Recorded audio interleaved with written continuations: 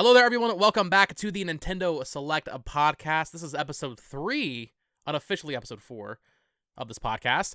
And, of course, I'm your host, BoTalksGames, joined as always by the Nintendo-hating Tucker Hazel. That's me.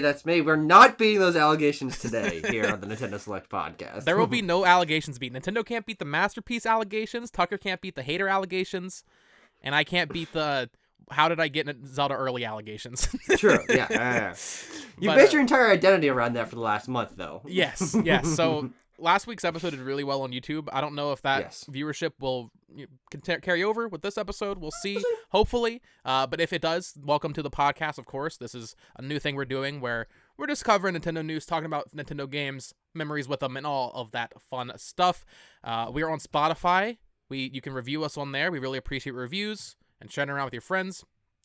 Still working on Apple Podcasts. And also join the Discord and leave comments down below for questions. If you have any questions to ask us on this podcast, I mean, literally anything. People seem to think it's restricted to just, well, this week it's a lot of Zelda stuff because my channel is so Zelda-oriented.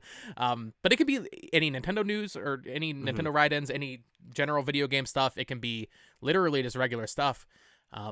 So ask us questions. Feel free. Get down and dirty with us. We like the deep cuts. Please.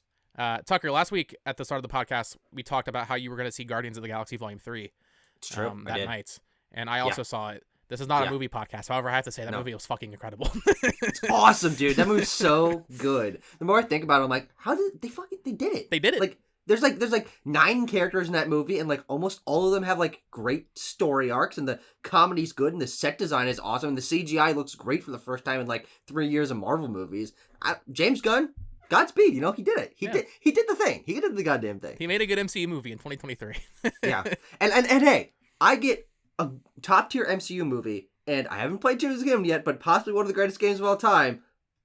Today's my last day of college. So just like perfect timing, synergy. You're graduating life and entering a new world that is Hyrule. Exactly. Also, that means that I'm going to have like 2 weeks where I have any responsibilities, where I can just play Zelda for 2 weeks straight. My life, it couldn't line up better. It could not line up better. That's awesome. Well, Tucker, let's go ahead and get into it. We have a lot of quick news, smaller news stories, but then we have a lot to talk about. This week was a big one for Nintendo, probably the biggest week of the podcast so far, because we had I alluded to it last week, we had their financial information come out, but also Zelda's out, so we'll be talking about reviews for that. I've been playing Zelda, I beat it. We'll be talking about that a lot when we get to what we're playing. You've been playing a lot of stuff, so this will be a big, meaty podcast, probably. Yeah. Or not. Maybe it'll be 30 minutes long. Who knows? All right. So first thing. We wanted it to be meaty. That was the point of this podcast. You're like, those all the bitch-ass podcasts being like 50 minutes long. It's no. We're going to go. We're going to go for 3 hours. This podcast will be your afternoon. Yes. This is your day. But of course, as I like to do whenever something new releases, I just like to give it a little shout out. Of course, this week, Legend of Zelda, if you're watching this, is currently available worldwide. Tears of the Kingdom. Just a little indie game. Little lesser known title. No need to talk about it too much right now, but it is kind of crazy. It's here, man. It is. I still remember, and we're going to talk about our Breath of the Wild memories later in the podcast, but I remember when this game was announced, at the time, I had just moved across the country on a complete whim. Really? And I didn't know about this. This is Bo lore. This is the Bo lore. I grew up on the East Coast. I moved to the West Coast live with a friend who I still live with, and I literally had no plan for a job or anything. So I was literally like handing in applications. I was like, help me make money. So I ended up getting a job at Office Depot for like a week. And I quit very quickly because it was terrible. The management sucked and everything. But I remember I took my lunch during Nintendo's E3 that year. Because it was like my third day working at Office Depot. I took my lunch. I went over to the Target across the street and sat in a little Starbucks. And I remember freaking out because at that point I was still doing YouTube. I was still used to doing the reaction, so it was kind of sad I couldn't record it. But of course, I remember they did the Banjo-Kazooie reveal for Smash, and I was like, oh, that's it. And then they revealed Zelda, and I was just like, bro, are you fucking kidding me? Because I actually did a podcast in I think 2018 with Pat from Nintendo Talk, who I've been doing stuff with. And I remember in that podcast, I don't know why I remember this, but I remember in that podcast specifically saying that I would not be surprised if a sequel to Breath of the Wild was revealed soon. And then you were surprised. And then I was still surprised, but I don't know. A little pat on back. I was always kind of right. I always knew they were going to reveal that thing real quick. Yeah, I gotta give a shout out. Where were you when this game was revealed, Tucker? I almost called you Caleb. Just at my desk watching E3. I mean, that's how I consumed most of Nintendo's Directs, especially before I moved away to college. And it was before I was doing YouTube, so there's not a reaction to that reveal, which would have been fun. But I mean, yeah, I remember that specifically, and then of course the last two sort of news dump / trailers they did with the gameplay demo and then the final trailer. Though I think Tears of the Kingdom, and we can talk about this whenever we want to talk about Tears of the Kingdom, but like this game's got to have one of the most imbalanced like hype cycles of all time. They're just like, no, we're gonna use like the same 5 shots for like 3 years, and you'll be happy with that. And everyone's like, like, week. well, we're kind of happy with it, but not really. And then 1 month from release, or like a little bit before that with the gameplay demo, they're like, no, this game is actually, there's a lot. And then everyone's like, oh, actually, this is exciting. Why the hell did you not talk about this 3 years ago? Dude, people are gonna be dissecting this marketing strategy for the next 10 years. Like I'm not even joking. Because, I mean, people still talk about Breath of the Wild and how it carried that E3 that year. So, I mean, but when you think about it, though, Breath of the Wild also had a weird marketing rollout because it was Zelda U for the longest time. It was very simple gameplay demos for the longest time, just the idea of an open-world Zelda game. And then a little bit more information, a little bit of hands-on demos, stuff like that. But then not until that January 2017 trailer that really gave us like the full emotional vibe of the game and the breadth and all the races and everything. That was when that game fully came into fruition, and then it was out 2 months later. So they kind of did the same thing, though probably a little bit better there, but a little bit better handled back in the day. Yeah, well, I don't have it included in the write-up for this week because the game's out, so it doesn't matter. And I guess for the entire podcast, light spoiler warning. Obviously, we won't talk about story spoilers, but we will talk about mechanics and stuff. I don't know the story, so I can't spoil it. Of course, of course. And we'll be talking about this game for weeks. But yesterday, as part of their little developer stories they're doing for Tears of the Kingdom, they just casually were like, traditional dungeons are back. And I saw so many people were so upset. Spoilers. Like, okay, first of all, no shit. It's a Zelda game. I mean, even I know people don't count Divine Beasts, but even Nintendo always those are dungeons. Yes, those are dungeons. They are dungeons. You might not like it, but you just don't like them. Yeah, exactly. So everybody was freaking out that Nintendo revealed them, and it is funny they waited until the day before release or 2 days before release. But why? The marketing. But also, why would they release the interviews with the devs 1 day before the game releases? Hey, why not wait until they're out? Yeah, huh?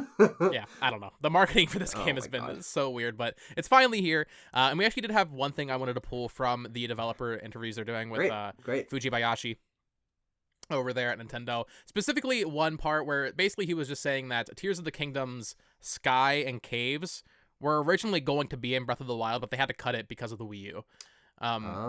Which is always interesting. A lot of people like that whole DLC debate. Is this game new enough? Is it cut content? We knew that originally they were going to do a bigger DLC for Breath of the Wild and then decided just to make it a full sequel. Obviously, it would never have been to the scale that it is with Tears of the Kingdom.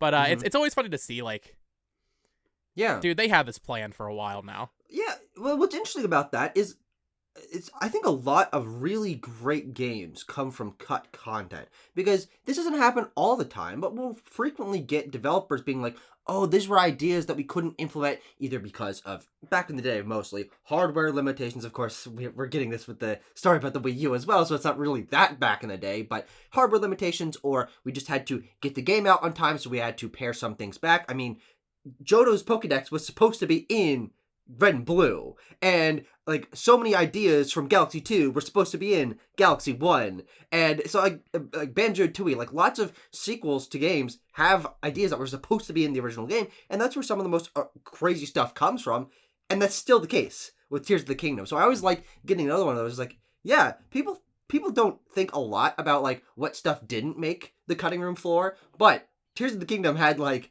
3 times the content on the cutting room floor that did not make it into the original game. I think that's really, really interesting. For sure. Yeah, it's always cool to see those stories, and just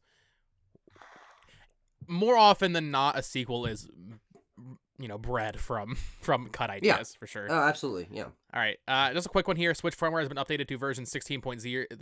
Yippee. We're going to cover these when they happen. Go get your Switch updated, but it's just stability. Every once in a while, there'll be something. I've also wondered, Tucker, I was doing a little news show last year that I stopped doing because it wasn't really worth it. Nintendo Wrap. And every week I would talk about the new icons that get added to Switch. That's not worth talking about on here, is it? Probably not. I don't think so. Okay. I mean, unless it's like something like, oh, this is a new series that they're representing. What could this mean? Oh, are they planning? Are they planning Arms 3? What's happening? Sure. Oh. Sure. Unless there's the no. community talk around it. Yeah. I think I agree. But yeah, Switch firmware out now. Go update it.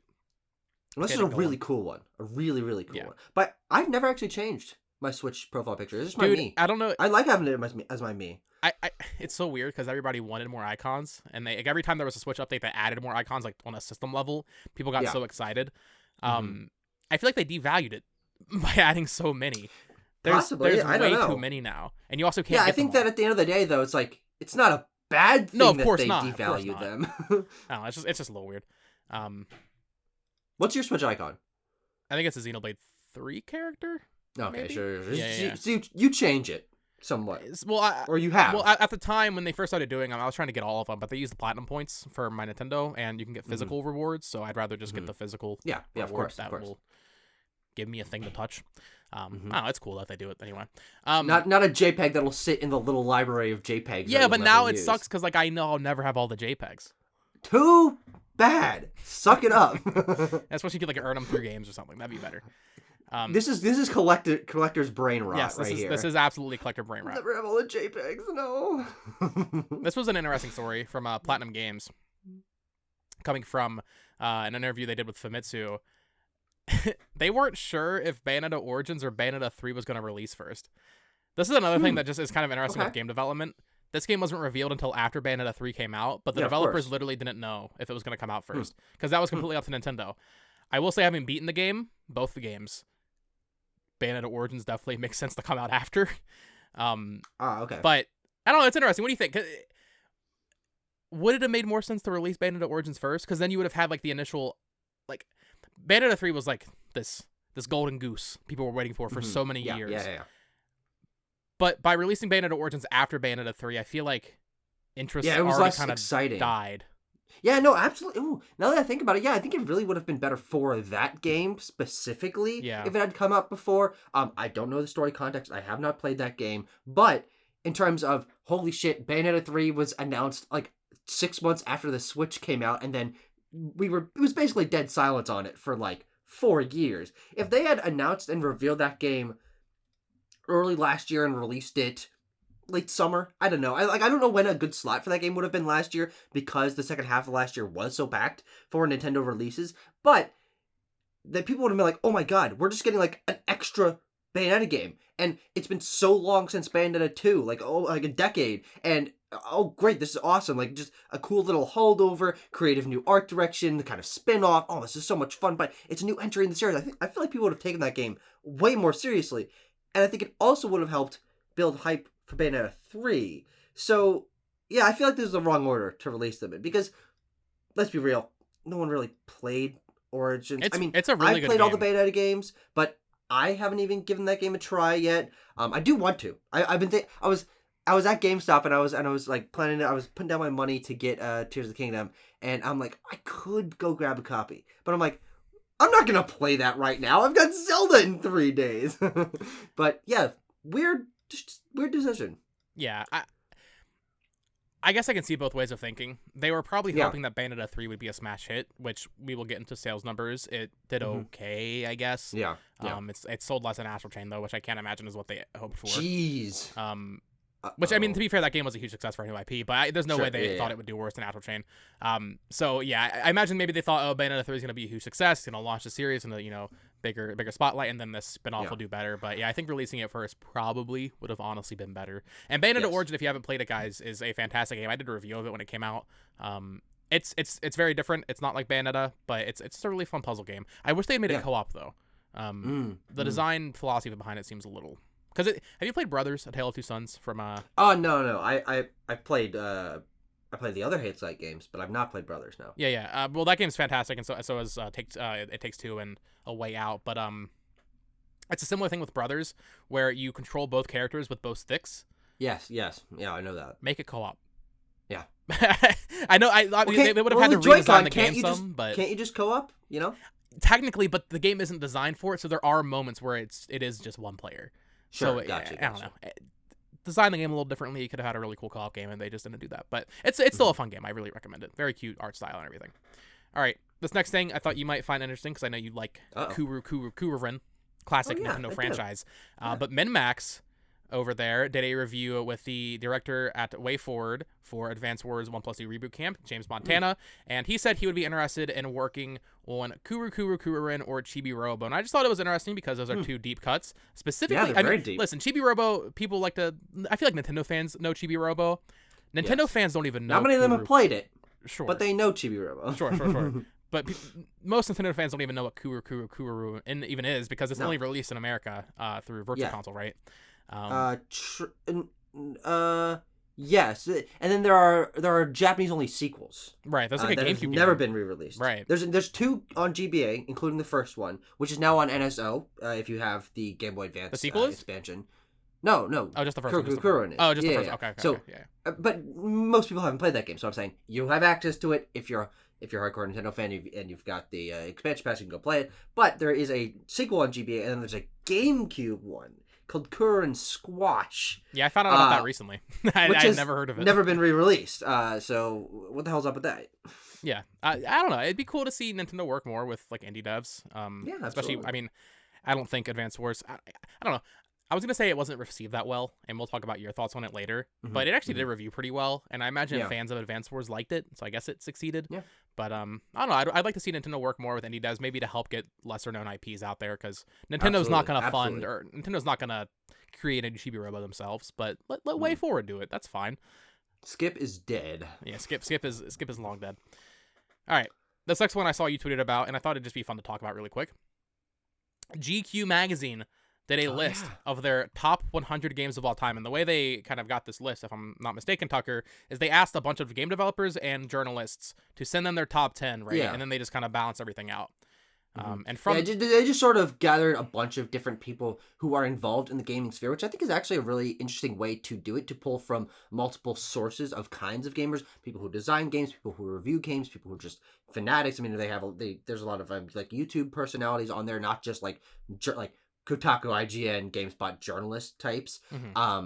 So I think that this list feels a little more balanced than a lot of the curated top 100 lists that are usually within one company. Of course, IGN does their top 100. They also do like top 100 of the decade and stuff. But this has a little more breadth to it, including the fact that I think the top of the list feels very balanced in terms of representing newer games, some of the games that people currently consider to be the best of all time, reaching those top spots, which is more difficult, or at least has been more difficult in the past to do on other top 100 lists, because there is a lot of reverence for the games that have been at the top of those lists. Half-Life 2, Ocarina of Time, Super Mario World, Link to the Past. Of course, these games are all on there, but the top of this list, I took the list, I turned it into a backlog list, so I have a little more visual representation. I'll have to scroll, but Breath of the Wild is number 1, and Last of Us is number 2, and Bloodborne is number 4, and Witcher 3 is number 5. Like, 4 of the top 5, other than Tetris at number 3, are games from last decade, which is really impressive, and I think more accurately reflects the current gaming landscape. Yeah, I agree. So you mentioned the top 5. I just want to go over the other 5 from the top 10. So number 10 was Half-Life 2. Number 9 was Dark Souls. So interesting to get 2 From Software games in there. Also interesting that Elden Ring didn't make it on there, because that game has unanimously it did. It's in the not in the top 10. Top 10 I was saying, though. Okay. But number 20 is still pretty goddamn high for a game less than a year old. Sure. Number 8 was Portal 2. Completely agree with that. Number 7, Metal Gear Solid. Number 6, Mass Effect 2. And then, like you said, the top 5, Witcher 3, Bloodborne, Tetris, Last of Us, and then Breath of the Wild at number 1. Yeah. It was funny. I saw people complaining that Tetris and Tetris Effect are both on the list. They are different games, people. Yeah, they are, but like... I get it. It's Tetris nostalgia, because Tetris Effect is just the same game, but better. Right. So, like, I would have put Tetris Effect in that number 3 slot. I mean, I'm not like a gigantic Tetris guy, but I love Tetris Effect. If you're going to pick a version of Tetris to represent Tetris, that is the version. Yeah. Or I would say Connected. Tetris Effect Connected with the extra, sure, like multiplayer. And that's just an update, like, mostly, right? Yeah. Only omission from the top 10, and I'm sure all these games are in the top 100. I haven't had a chance to look at everything in the list. There's no Mario game in the top 10. That feels very surprising to me. Be it Mario 64, be it Mario World, Mario 3, or Mario Odyssey, any of those. Well, Nothing. so there are like 7 Mario games in the top 100. Sure. Including Super Mario Kart. What the hell's up with that? Who actually thinks it's one of the 100 greatest games of all time? That's the issue with lists like this, because people try to do the balance of current relevance, but also nostalgic relevance and relevance at the time. Super Mario Kart should not be on the list. But no, it absolutely should not. I get it. I can't really argue it. What I will argue, I think you can argue with that. I think every other Mario Kart game is better than Super Mario Kart, and I think our like 1% or less than 1% of people would say that Super Mario Kart is the best Mario Kart game. Only if you're 50 years old, Tucker. Only if you're 50 years old. The only game, there's actually 2 games I would maybe question on this top 10. Sure. And to be fair, I haven't played either of these, so I really am just talking out of my ass. Yeah. I feel like Witcher 3 probably shouldn't be there, to be honest. Okay. Just because, listen, I get it, it's this huge, beautiful open world, but there are better open world games. Yes, I agree. And also Mass Effect 2. What the fuck's that doing there? People love that goddamn game. I know people love Mass Effect. I tried. I haven't gotten fully into Mass Effect before. And I also, I played like an hour and a half of Mass Effect 1 back in the day when I was getting a ton of games on Steam for like super cheap, and I'm like, oh, I've heard of Mass Effect. Oh, this is popular. And then I was just like, I don't know, I was a dumb kid, so I didn't play very much of it. But I have made a concerted effort multiple times to play The Witcher. Yeah, I tried to play Witcher 3. I put like 10 hours into it, and I was like, yeah. I didn't like the combat. And I guess that seems to be the most yes thing. I'm the exact same way. Yeah. But I think this is a really cool the top 50 or 60 I think feel a little like perfectly balanced to me. But then you get down to the bottom list and it's like Ultima Underworld is one of the 100 best games. Like Super Mario Bros. 1. I mean that's a very good sense. game, but like I don't know. There's like some interesting ones on here that do show that there still is that older skewing bias to some of these games, but I mean that's totally fair. I mean that's how it works. That makes sense then. Yeah, this is a very well balanced thing in terms of also Fortnite is on here and Firewatch. I mean Fortnite should probably be in the top 10 to be honest with you. If we're talking about current relevance, I don't like Fortnite myself, but I tend to disagree. I think it's a very unpopular opinion to have though. But yeah, this is really cool. I love lists. I especially love the challenge of trying to rank and compare and like come to critical consensus of the greatest games of all time, the greatest movies of all time. So this sort of project that seems to be very wide reaching, and to an undiscerning eye seems to be very well balanced in terms of older representation, new representation, lots of genres, lots of series. I think this is an awesome project, and I made my what my top 10 would be if someone asked me to submit 10 of the best games of all time. Now, I completely recognize that these are also my favorite games of all time. I am biased towards these games, but I think that is also true of the games that other people submitted. They love those games as well. So, do you want to know my top 10? Yeah, let's hear it. My top 10. Start from number 10. Start from number 10. You're right. Yeah. My bad. That would have been really anticlimactic. Save the best for last year. Yeah. Yes, of course. Number 10. Katamari Damacy. I love Katamari. I can't wait for We Love Katamari reroll coming out soon, or plus Royal Reverie or whatever. Plus Bowser's Inside Story. Number 9, The Stanley Parable, and I guess I would say Ultra Deluxe because that is the better game. But if I'm going for like just like the clean consensus thing, The Stanley Parable. Number 8, Bloodborne. Number 7, Legend of Zelda: Breath of the Wild. Let's see if that would stay on there after playing Tears of the Kingdom in 24 hours. Number 6, Super Mario Odyssey. Number 5, God of War Ragnarok. Surprised that isn't in the top 10, actually. I just realized. Yeah. No, yeah. God of War is in somewhere in the like top 50. The 2018 sure. is. Yeah. Ragnarok list. Yeah. Is is a better game. Personally, I just think that's unequivocally a better game. Number 4, Ori and the Will of the Wisps. Number 3, BioShock. Number 2, The Last of Us Part 2. And number 1, Minecraft. I don't like the way you said The Last of Us Part 2. It was so I like obvious. putting emphasis on things. Put the emphasis on the wrong syllable. I didn't prepare a list. You can come back with it next week. How about that? Maybe I'll plan next week. It's so weird because like, do you do a list of just your top 10 favorites, or do you do a list that you like think deserve it? Like I wouldn't personally put Tetris in my top 10, but it absolutely deserves it.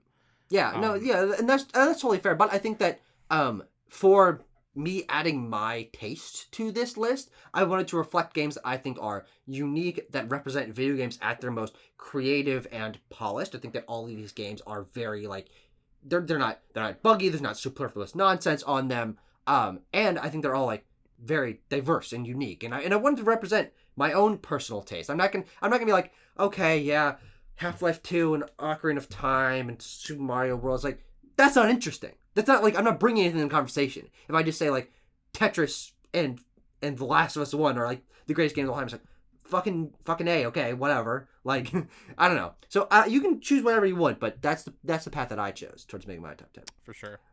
We also had this week, the World Video Game Hall of Fame had some inductees this year. Or for this year, they got the 3 for this year. So you know what? Honestly, all 3 choices I completely agree with. So the first one that is most relevant to us is Wii Sports. Okay. Obviously, that's a good that point. obviously deserves to be in the Video Game Hall of Fame. 100%. I don't know what's currently in there for Nintendo or just games in general, but Wii Sports deserves it. Try to pull it up? Or? Yeah, look it up while I keep talking. Okay. I'm reading here actually through the Go Nintendo article where we get most of our news from, our articles and sources. The competitors this year were Age of Empires, Angry Birds, Call of Duty 4, Modern Warfare, which definitely deserves it as well. GoldenEye 007, that also deserves it. Quake, NBA 2K, I'm not sure if that's just in general or... Yeah, I think it's just like the series, because... Yeah, as well as Wizardry. But the other 2, before you pull up the list, is The Last of Us, which... Once again, obviously deserves it. And you know what? I have to say, shout out Barbie Fashion Designer for PC. I've never played this, but I can totally see the reasoning. In terms of trying to kill the stereotype that video games are only for boys, this absolutely makes sense. That game was huge. So yeah, I respect all 3 of these, I have to say. Now, I think there were 4 was inducted. There 4? Because I'm also seeing that Computer Space was inducted. Which also makes sense. I mean, like the first commercial video game, first arcade cabinet, like Jesus Christ, like that's important. Yeah, that makes sense. Did you pull up the list of some other games? I did. Other Nintendo games: Ocarina of Time, Zelda 1, Mario Bros 1. Load more. They've got other things like Pac-Man, World of Warcraft, Doom, GTA 3, Pong, Super Mario Kart made it. And this definitely is more based on Animal Crossing 1. Interesting. Yeah, this Donkey Kong arcade game. Yeah, it's certainly more importance versus like actual quality necessarily, which makes sense. But yeah, Wii Sports is an obvious pick, and Last of Us and even Barbie Fashion Designer I think are also good picks as well. Yeah, I love this kind of project. I mean, video games are my favorite art form, and I think they are one that as I graduate college and become a part of like the world and industries and stuff, I'm excited to like be a champion for video games as a medium, as an industry, as an art form. Like this kind of thing happens for every other fucking medium. So like we needed a video game Hall of Fame that like stands the test of time and everything. So like I'm so glad someone's doing this. Yeah, it's definitely a cool project, and I didn't know like they just have like the yearly inductees. Something I love that Easy Allies does, which is another like YouTube group, Patreon. They do this thing called the Hall of Greats, where I think it's every quarter. They just everybody in the group. Well, every quarter. Well, yeah, it's inconsistent. It used to be very consistent. It used to be very consistent, at least when I was more actively watching them. But they every quarter they have or inconsistently every quarter, whatever. Every member of the group kind of brings a game. They have like a presentation, and then by the end of it, they vote to see who gets. And I love that stuff. Hall of Greats is so good. Yeah, definitely awesome. This was not a huge thing this week, surprisingly, just because I guess there was so much news this week. But Nintendo, of course, following the leaks of Zelda, has been cracking down, Tucker, on emulation and hacking and all these things. So they issued a DMCA takedown to GitHub, which if you don't know what GitHub is, it's just like a resource for developers, and they release software on there. It's that kind of thing. It's like an open source website for submitting your own things, I believe. There's this thing... I'm not super familiar with the Switch hacking scene, but basically it's called the lockpick tool, which allows you to dump keys from your own Switch. And this is how you can back up your own games and play them on emulators. Nintendo has completely obliterated that from the internet. And people are freaking out, as always. Listen, you can call me a bootlicker all you fucking want. I don't blame Nintendo for removing this stuff from the internet. Listen, I get it. It talked about sucks. this a couple weeks in ago, terms of video game preservation, Nintendo shouldn't be doing this. But in terms of being a company, yeah, of course they're gonna stop the thing that's actively leading to piracy of their current platform. Yeah, you can call me a bootlicker all you want. Yeah, but also the thing about this is like, yeah, this is a problem for people who are trying to use these sort of tools, but also like, guys, it's gonna be back. Like this, yeah, people always figure out another Nintendo way. will continue to take things down for a certain period of time, but I don't know. Give it 6 to 8 months. This will be back up, like some version of this. It's probably already up again. Like, true, but like maybe more widely, or maybe like Nintendo's still gonna fight it, but whatever. Like at some point, this is gonna go up, and Nintendo's gonna be like, fucking whatever. And they're not going to take it down. So, like, for most of human history, this kind of tool is going to be out there. It's a problem for now, but again, yeah, Bo, you're right. Like, do you expect them to not do it? Like, we know Nintendo. And also, we know, like, laws. So... that's the thing, dude. This goes back to the guy that has to pay Nintendo for the rest of his life. Yeah, that sucks. He broke the law. Yeah. It's just like they told him not to do it. This is like the unpopular opinion of the century, and I'm sure people hate me for it. But the whole like war against emulation, for preservation, yes, emulation and ROMs are necessary. I do not begrudge this billion-dollar company for protecting what they own. They definitely need to get better about making stuff they have widely available and purchasable. Obviously, you know, the Wii U and 3DS eShop closing was a big blow to that. But I don't think that necessarily gives you the right to just pirate. At least modern games. You see so many people saying like, "Oh, I'm gonna pirate Tears of the Kingdom."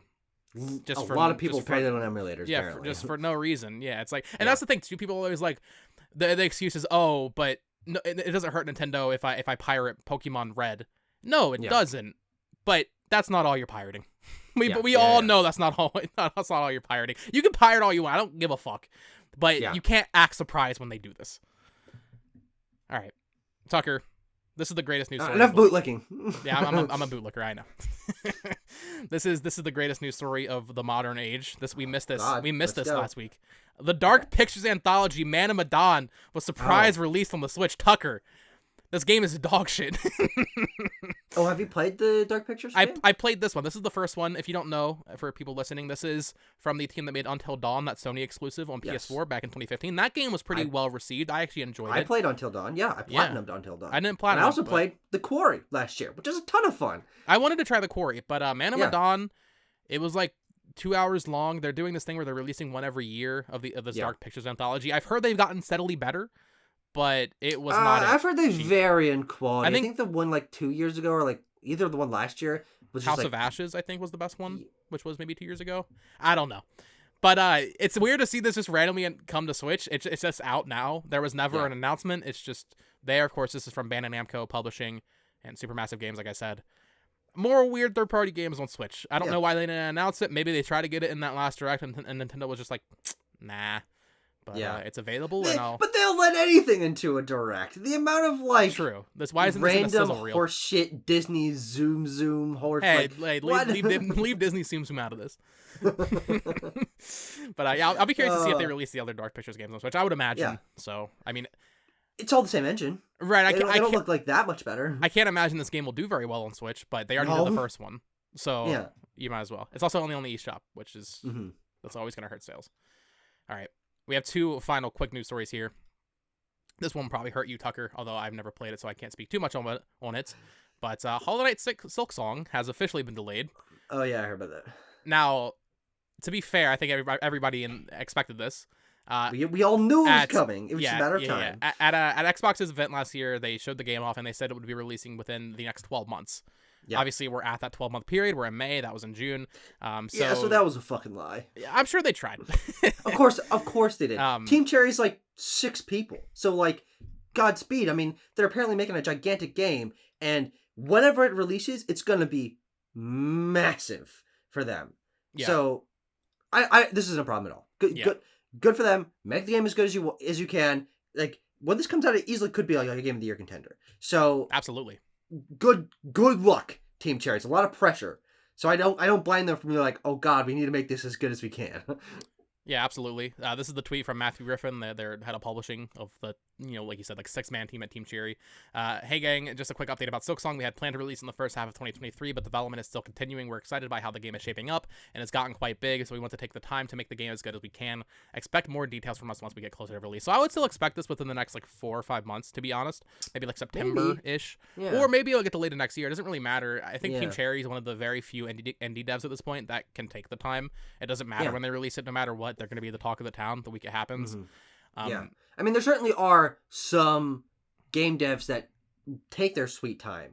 And because their first games did so ginormously well, that's not like a huge problem for them financially, which is usually why you see indie devs struggle to get their games out earlier, to start recouping some of the lost assets and money that they put into making those games. But like Toby Fox, he's been making Deltarune over the last 30 years or whatever. Concerned Ape making the Chocolatier game. Like, these games can take as long as they want, because Undertale, Hollow Knight, and Stardew Valley are three of the, like, literally some of the most high-selling games of all time. So, these are the indie golden stories, and Team Cherry is looking to recapture that energy with one of the most anticipated sequels of all time, which is crazy, coming from an indie team. Yeah, I would say this is pretty easily probably the most anticipated indie game of all time. Indie game? Yeah. Probably. I mean, yeah, it's weird because obviously I haven't played Hollow Knight. I tried it a little bit. I wasn't super into it, but I definitely want to get to it eventually. But very few games get the same treatment of wait, so no Smash, but wait, so no Silksong. It not only is a Nintendo thing, but also an Indie Direct thing, but also an Xbox thing. Like, every event. People are like, every event. What? Game Where's Awards. this going to show up? Game Awards? Yeah, Summer Game Fest, Gamescom. It's like, show us Silksong! And then they did, and then they had to delay it. But, God. I liked Hollow Knight. I didn't play the whole thing, but I put a good amount of time to that game. It just got a little too hard for me. But hey, I'll give that game a try. It's so anticipated. It's so anticipated. Yeah, and like you said, I wouldn't be surprised if that comes out in September and is actually nominated for Game of the Year at the Game Awards. Like, that's how big that game is going to be. Mm-hmm. All right, Sucker. This one leaked just a few hours before we started recording, so I wanted to cover it because I think it's very interesting, and it's this is funny. So for the past 2 years, people have been highly anticipating the next game from, is it NetherRealm Studios? Of course, Warner Brothers, Mortal Kombat. People have been expecting this next game to be announced for a while. People weren't sure if it was going to be Injustice 3 or new Mortal Kombat. A few months ago, it felt pretty obvious it would be Mortal Kombat. Ed Boon on Twitter had been pretty vocal, saying, just stay tuned. It's going to happen this year.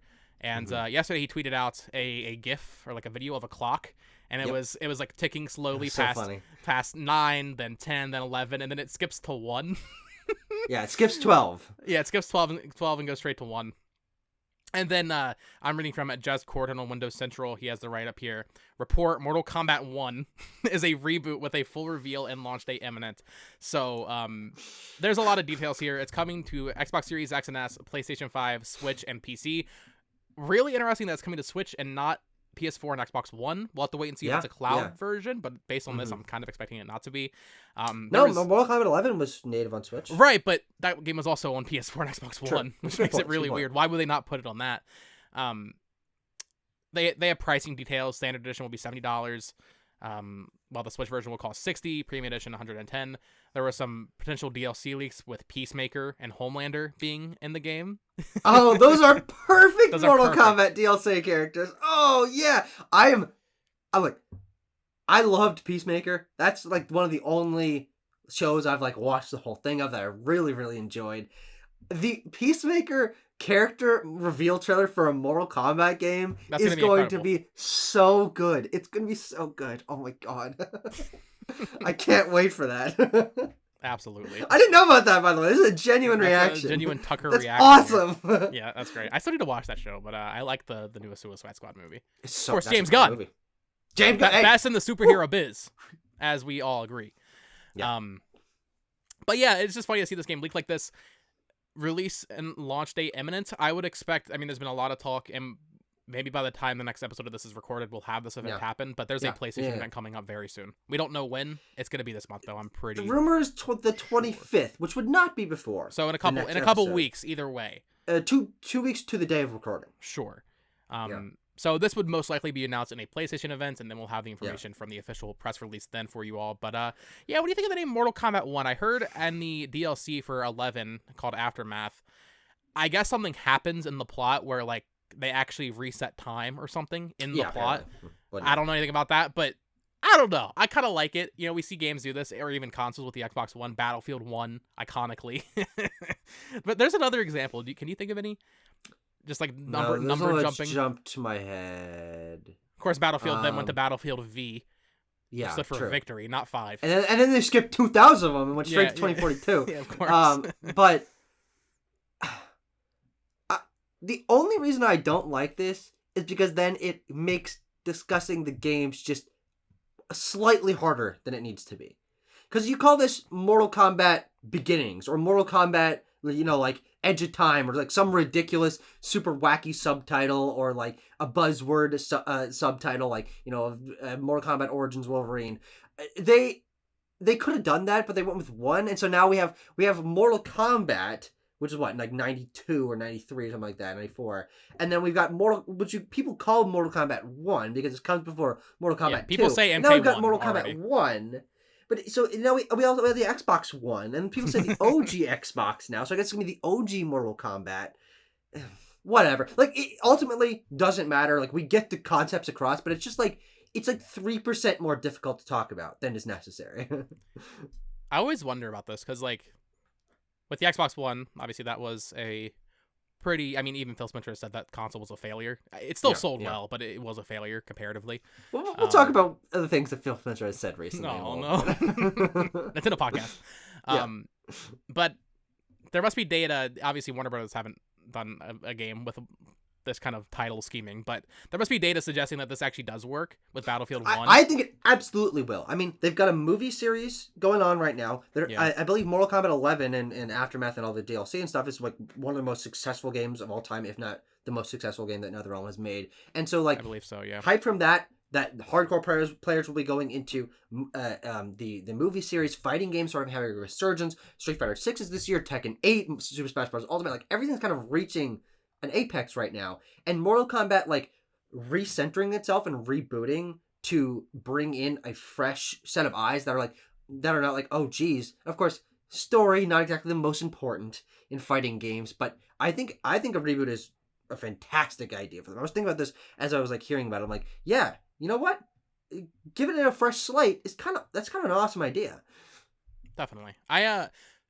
I'm not good at 2D fighting games like the Neither am I. Oh god. I love Smash Bros. I tried really getting into Dragon Ball FighterZ and I played like 30 hours of it. I was getting kind of decent. But they don't click with me.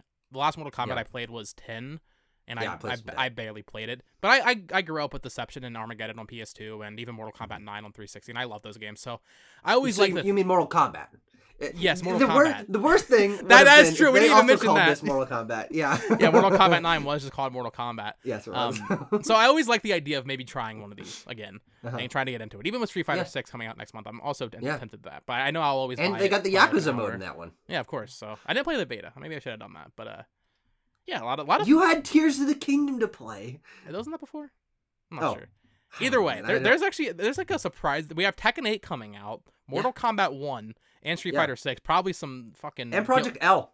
Oh yeah, that's gonna be a big deal from Riot, right? So a lot of fighting game stuff going on. Riot has proved that they can just like make a game in a genre they've never touched before, and then just have it be the biggest thing. Yeah.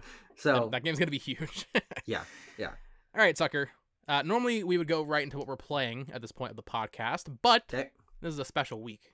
Oh, of course. So I wanted to discuss, maybe in depth, maybe quickly, I'm not sure how long we'll talk about it, just our memories of Breath of the Wild. Because, and maybe we should have done this last week, it's too late now.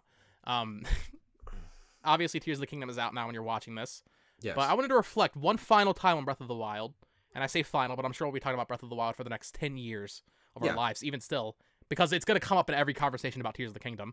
Sure. But I wanted to talk about our memories with this game, kind of like what were we at in life when this game came out, what it meant to us. Of course, this is also when the Switch launched, so it was a big deal for another reason, which will definitely go hand in hand with it. But let's start with you. Give me some of your Breath of the Wild memories. Now, in one of the first episodes of this podcast, I talked about how I have tried a good number of Zelda games. I've beaten quite a few of them. I've beaten like 6 Zelda games. So it's not like I've played 0 Zelda games. But to the point of 2017, Breath of the Wild launching, I'd never played a Zelda game before. I was mostly focused on PlayStation titles. I was really into Uncharted and Last of Us and Infamous.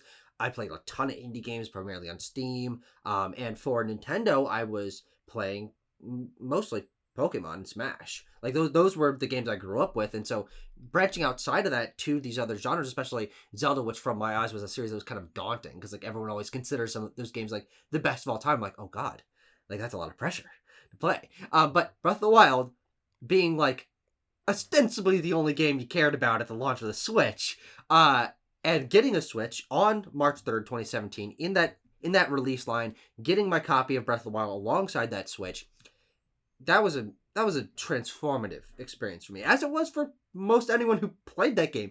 But I think especially me, as someone who'd never experienced Zelda before, I knew a handful of the references. I through being in the Nintendo sphere, I knew some of the character names. I knew what the Rito and the Goron were and stuff. But being immersed in a Zelda world in a way that Zelda had never been to that scale, that Zelda had never tried before, was like, oh my God, wow, I feel like I'm on the ground level. Like it's my Ocarina of Time. People who are like, oh my God, 3D is insane, N64, like totally revolutionary. Of course, that doesn't have the same impact on people who play it today, but Breath of the Wild was that for me, because not only was it one of the first open world games I really immersed myself in. I'd played some Skyrim and some Far Cry 3 and some stuff before that, but it was my first Zelda game. And so Zelda was like suddenly a thing that I was like, wow, I really care about this. And I mean, especially that Breath of the Wild January 2017 trailer, I still think is the best video game trailer of all time. The new Tears of the Kingdom one is very close, but I still think that the other one edges it out. That game is very personal to me because it was with the first console I ever bought with my own money, like at day one.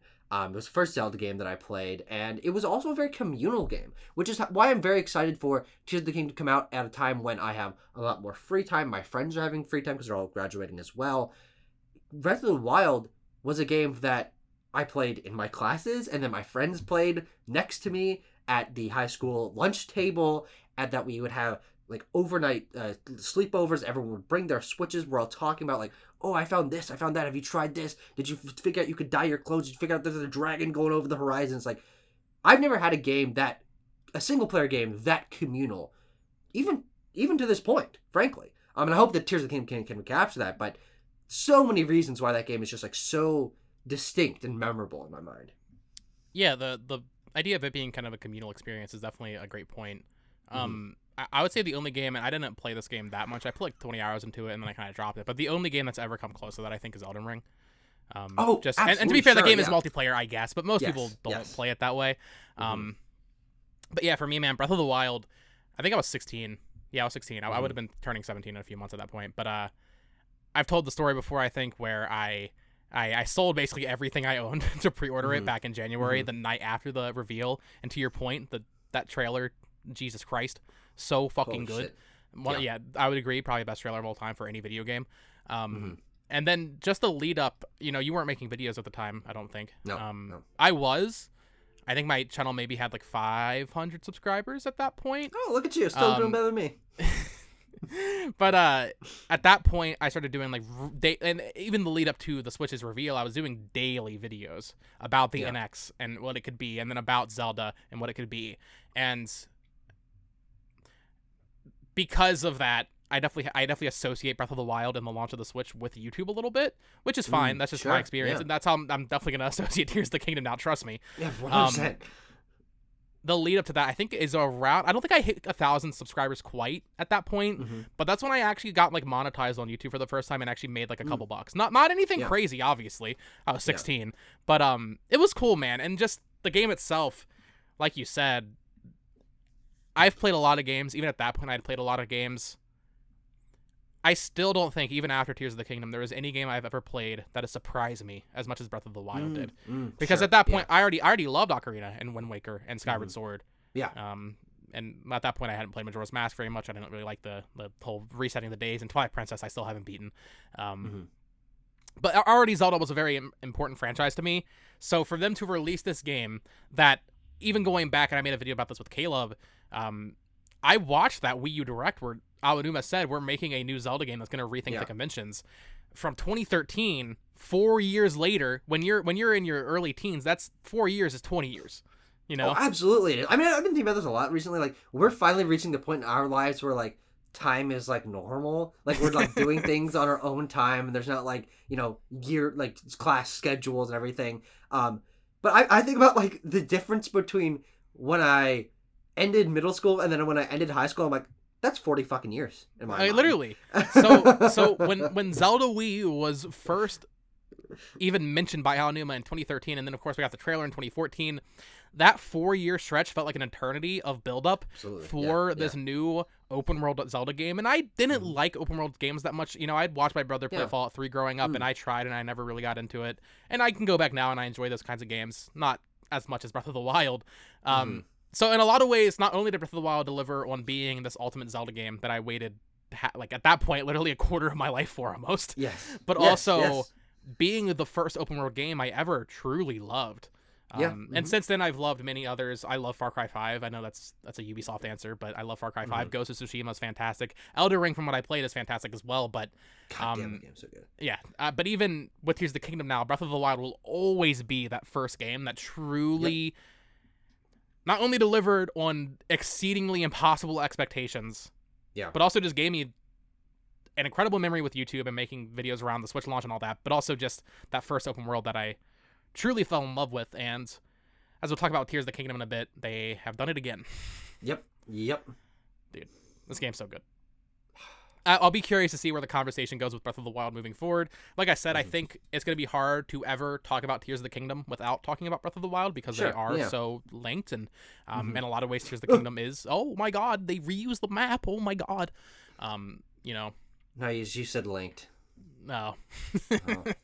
I'm sorry. No pun intended. But yeah, this game is an absolute... It's funny, too, because, like, when this game came out, I think reviews came out, like, maybe February 27th or something, a few days before release. It was getting perfect scores. Of course it was. Listen, I think in the video I did at the time, I was giving out, like, little scores on my videos. I think I said a 10. I think Breath of the Wild does have a lot of issues, to be perfectly clear. Yeah. But I would still say it's as close to a 10 as most games get. Sure. And Tears of the Kingdom's even better. Yeah. Which certainly solidifies that as a 10. And that is, well, I haven't played it, so hopefully I agree. There's no way you won't. But one thing I've heard brought up is, like, what does this mean? Because I've actually been consuming a lot of retrospective Breath of the Wild content, a lot of future looking towards Tears of the Kingdom content, and also, like, videos based around the hype cycle of Tears of the Kingdom being so weird and so mysterious and stuff, and people saying, like, if this is just building on Breath of the Wild, which the game is out, it's receiving 10s, and we know that it largely is, and a lot of the continuing refrain is it makes Breath of the Wild feel like the blueprint, or, like, you know, they're just trying to get to Tears of the Kingdom. People saying, like, you know, that's sad for Breath of the Wild. It's such an important game, but it's going to be hard to revisit it, and it's going to be hard to talk about it in conversation in comparison to a game that seems like across the board people consider a lot better. And my thought process is Breath of the Wild for 6 years was, and probably still for, you know, continuing in the future, was one of the greatest games of all time. And we all adored it, and we have such amazing memories with it, and it's still a phenomenal game. Would you, like, rather than not make a better game? Like, Tears of the Kingdom apparently does everything better, and that just makes it, like, games can be good and better, and that doesn't mean the other games weren't great for their time. I don't know. I just think that, like, evolution is very important. And even if that means that Breath of the Wild doesn't top greatest games of all time anymore, but Tears of the Kingdom does, Tears of the Kingdom doing that is still a win for Breath of the Wild, because they're linked interchangeably. So I'm very excited to see how this grows in the future, because it's also the first time that the Zelda franchise has really had this kind of evolutionary step, because they're always trying to reinvent themselves. New art style, new Link, new world, new Ganondorf, Great Sea, Wolf Link, like, trying different things. But this is the first time they've, like, done a direct sequel in this kind of way, building on the exact same map. So it'll be very interesting what a thing to see the conversation go forward, because this is something so fresh for Zelda. People always try to say, like, oh, and this is a comment I get a lot on my videos, because I did a lot of videos talking about how this game doesn't look like DLC, and it doesn't, and it definitely certainly isn't. Doesn't feel like DLC. Yeah. But a lot of people were like, oh, well, if Majora's Mask had a new map, why couldn't this game? First of all, it's a fucking N64 game. Development was way different. Yeah. Second of all, listen, Majora's Mask is a sequel in fucking nothing but that opening cutscene. Nothing else is connected. You can barely call that game a sequel. It's a sequel in the way that Twilight Princess is a sequel to Wind Waker. It's a Sino sequel name only. Yeah, like obviously it technically is a sequel, but yeah. This is the first. And so is Zelda sequel. 2, well, I guess. First true sequel for a 3D Zelda, we'll say. Yeah. Obviously, Phantom Hourglass and Spirit Tracks are very close. And I guess Wind Waker also kind of would fit as the first. I don't know, but Zelda 2, Adventure Link. I guess technically by name, the name. But no one cares. Hey, I'm a Zelda 2 defender, so. Okay, hey, I never played that game. It'd be really fun to like have a stream where I play Zelda 2 for the first time. It's a hard game. It's a hard game. Use God. rewind. No shame. All right, Sucker. Let's get into what we're playing. So, it's enough lollygagging. How do you want to do this? Do you want me to just go on for a little bit, or do you want to do all your stuff first? Oh, your Tears of the Kingdom. Well, I can like sandwich around you because I've got a number of games of, like last week, differing sizes, differing levels of important, differing levels of I'm gonna shit on them or not. So I don't know. I think actually I should start where we kind of my topic was focused last week, was with the few hours that I had played of Star Wars Jedi Survivor, a game that is getting great reviews across the board. And at the time that I was playing it, I was mostly focusing on how similar it was to a game that I personally did not like, which was Star Wars Jedi Fallen Order, and waiting for it to reach the point where I felt, wow, this is very distinct. And yes, I reached that point. It is an evolution of what Fallen Order did. It does have a good amount of its own new ideas. It does feel very structurally distinct from Fallen Order. I was gonna say Fallen Kingdom. Fallen Kingdom. Fucking, Jurassic Park. Minecraft. No, that's a Minecraft parody. What's the Jurassic Park movie called? Jurassic World. No, it is Fallen Kingdom. Yeah, right? Fallen Kingdom. Yeah. But whatever. My wire's getting crossed. But I did finish Jedi Survivor, and I think it's a very good game. I think that the way that it continues the story is really good. I think my favorite thing about it is the cast of supporting characters. I think the cast of supporting characters is amazing. The emotional journey that the supporting characters go on, and the way that they play into this larger story, I think is really, really fantastic. And it has one of the things I love in video games, which is a little hub area where a bunch of weird supporting characters show up, and you can come and talk to them and get little side quests and hear about their lives and hear their thoughts about what's going on. I met a frog guy named Turgle. There's a little scuba guy named Scuba Stev who likes fish a lot, and he speaks in this crazy like Viking accent. There's a robot named Z who's from the High Republic who is like a butler. She's very funny. I love weird supporting characters, and this game is chock full of them. I adored that element of the game. There's a on the roof of this cantina that everyone's like sort of gathering in, the saloon. There's a garden, so you get to plant your own garden up the top, and you get a little gardener like take care of your stuff. Really cool. And I think that the overall gameplay structure of this game, with some set pieces and some 3D platforming and stuff, is all very solid. But I think this game stops itself from reaching the highest heights for me because it largely does feel like something that I've experienced before, but done better by Sony's first-party studios. Because this game is very taking from Uncharted, taking from God of War, trying to recreate what Sony's first-party studios have been doing with their single-player action-adventure games.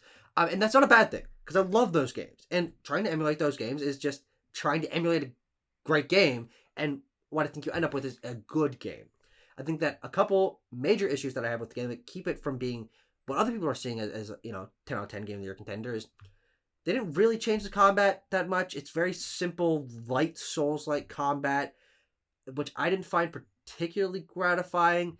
And the way that they did expand it was with you can sort of like force confuse enemies to make them fight each other, but I never really found myself using that. It wasn't that useful. Is that the big addition to gameplay in this? No. That's one of the smaller things. That's like the major force power that you get. And then they also have new stances. So instead of just your lightsaber, you can have lightsaber and blaster. You can have dual wielding lightsabers. You can have the Kylo Ren lightsaber that has little two things sticking out from the side, and that's like a heavy that's cool. attack. But they're not that fleshed out. Like they really only have like one combo each, and then like a couple smaller things that you can do with them. So they're not like, they don't feel like full changed move sets. And there's not a lot of incentive to experiment with them. You just kind of find the one you like, and that's kind of it. Especially because you can't change your stance unless you go to like a table, which is usually used for like changing what your lightsaber looks like. But you also change your stances there. So why couldn't you just do that on the fly so you can mess around with them?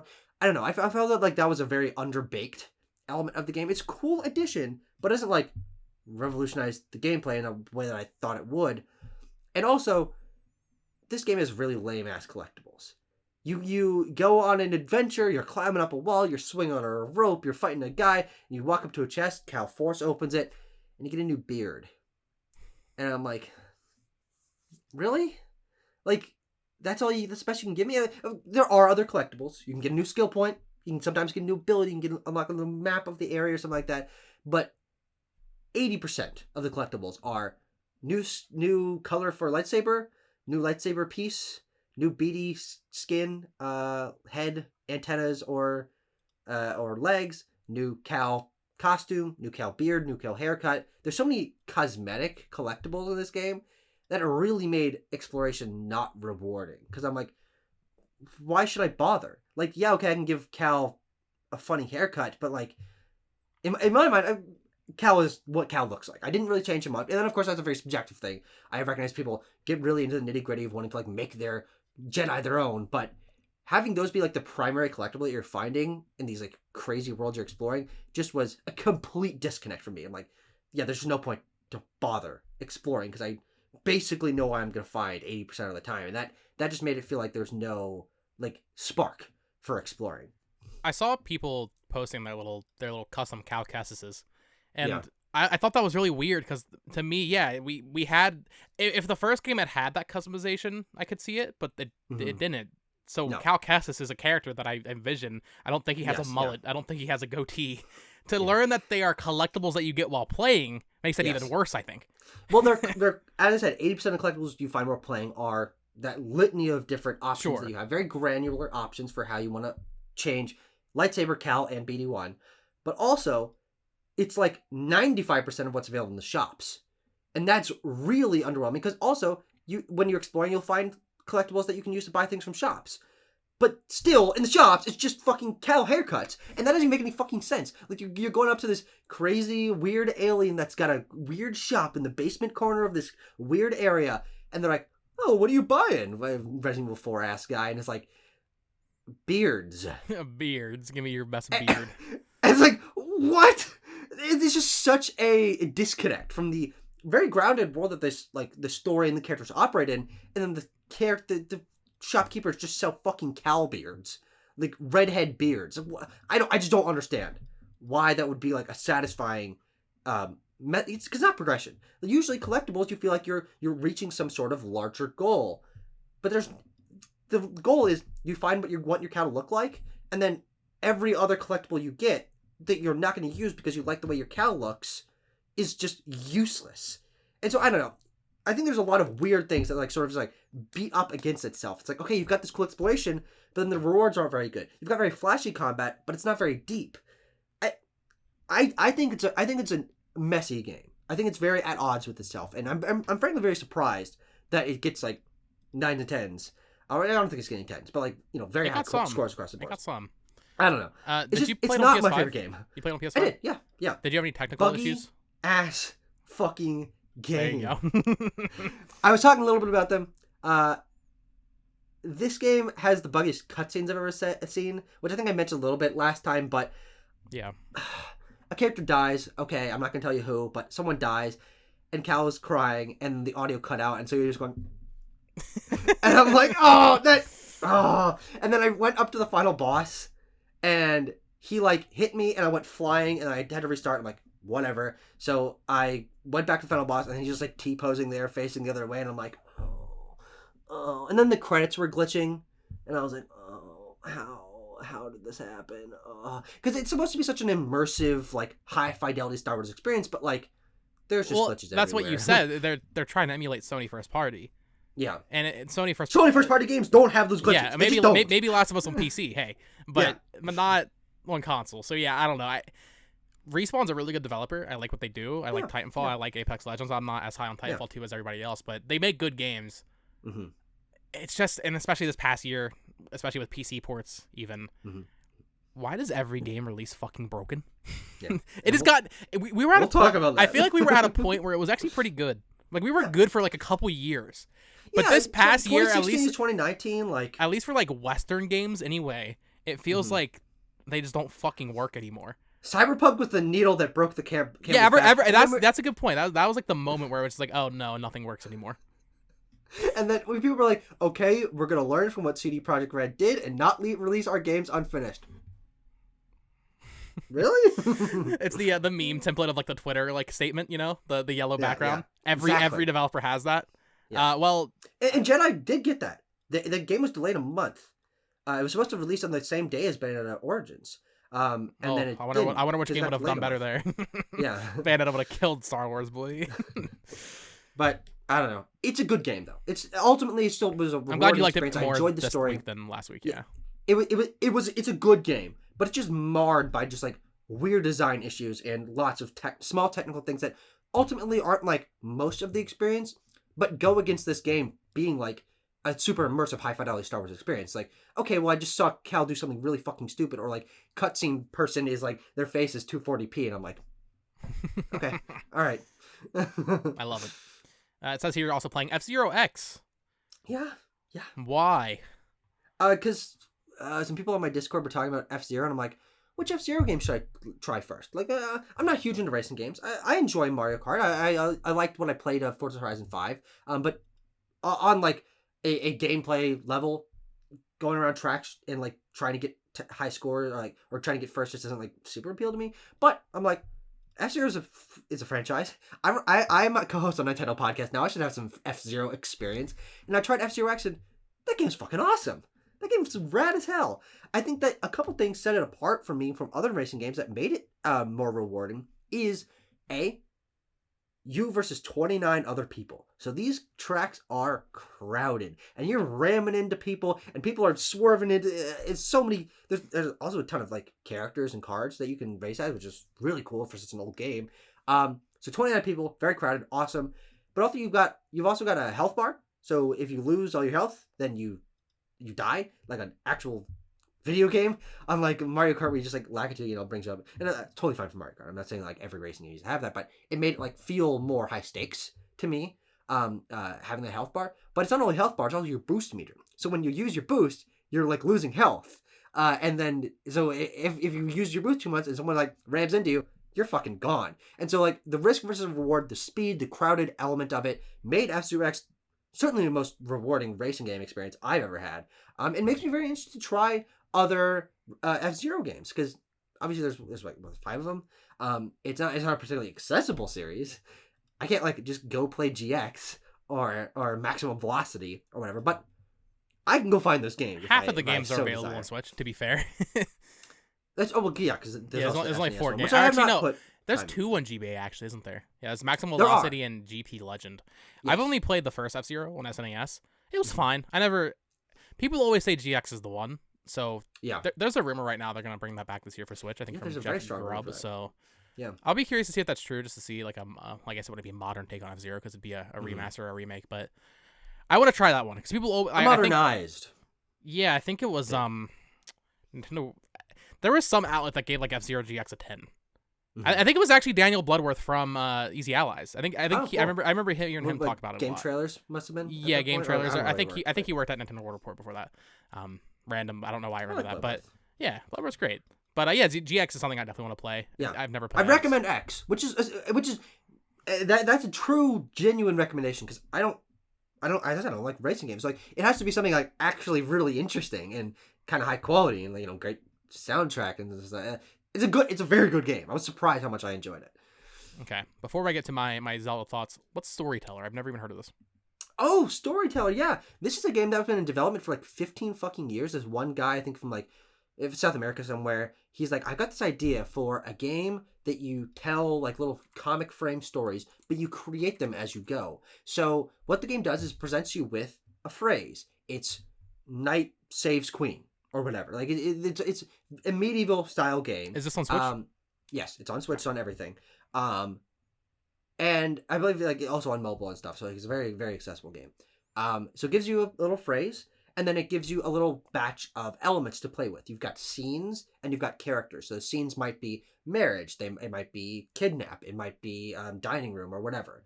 And then you've got like 4 or 5 frames, and you place a scene, and then you place the characters in it. So you're trying to like puzzle together. If I have the events in this order, and this character is here, and they are affected by this frame because now they're like jealous of someone or angry at them or in love with them, then if I put them in this scene together, they'll have this sort of interaction, and ultimately you're trying to create what the simple one-sentence story ends up being. And the game gets very complex as it goes along. You have like up to, I think, 8 cells to work with like 5 different characters and a bunch of different scenes. So it got really puzzly by the end. But it's also it's like an 80-minute game. It's very quick. There's not a lot to it. There's basically no replay value because you know what the puzzles are. But very high quality animations, very cool art style, incredibly interesting concept. I think it's executed very well, and like I'm just so proud that this guy like executed on his really unique vision, and that's what I love from indie games. And it's also very cheap. It's like $15, something like that. So I really recommend it. If you're not a fan of short games, then this is not going to change your mind because it's going to take you a little over an hour to beat. But if you just want to experience this really unique puzzle gameplay focused type of game for not a lot of money, absolutely, I think it's totally worth it. Yeah, I'm looking at the screenshots here. It actually looks really unique and cute. I might have to hold out on $15. Maybe wait until it's like a little bit cheaper. But I got it. Really cute. I had gold points, so I got it for like $3. Nice, classic. This looks really cute. I love the art style. Good recommend. A solid recommend for me. I enjoy it. I also like short games, so yes, so do I. Sit down and play it in the evening. All right, you also have 2 other games, but let me just Tears go of in. Kingdom time. Yeah, let's talk about Tears of the Kingdom for a little bit. Yeah.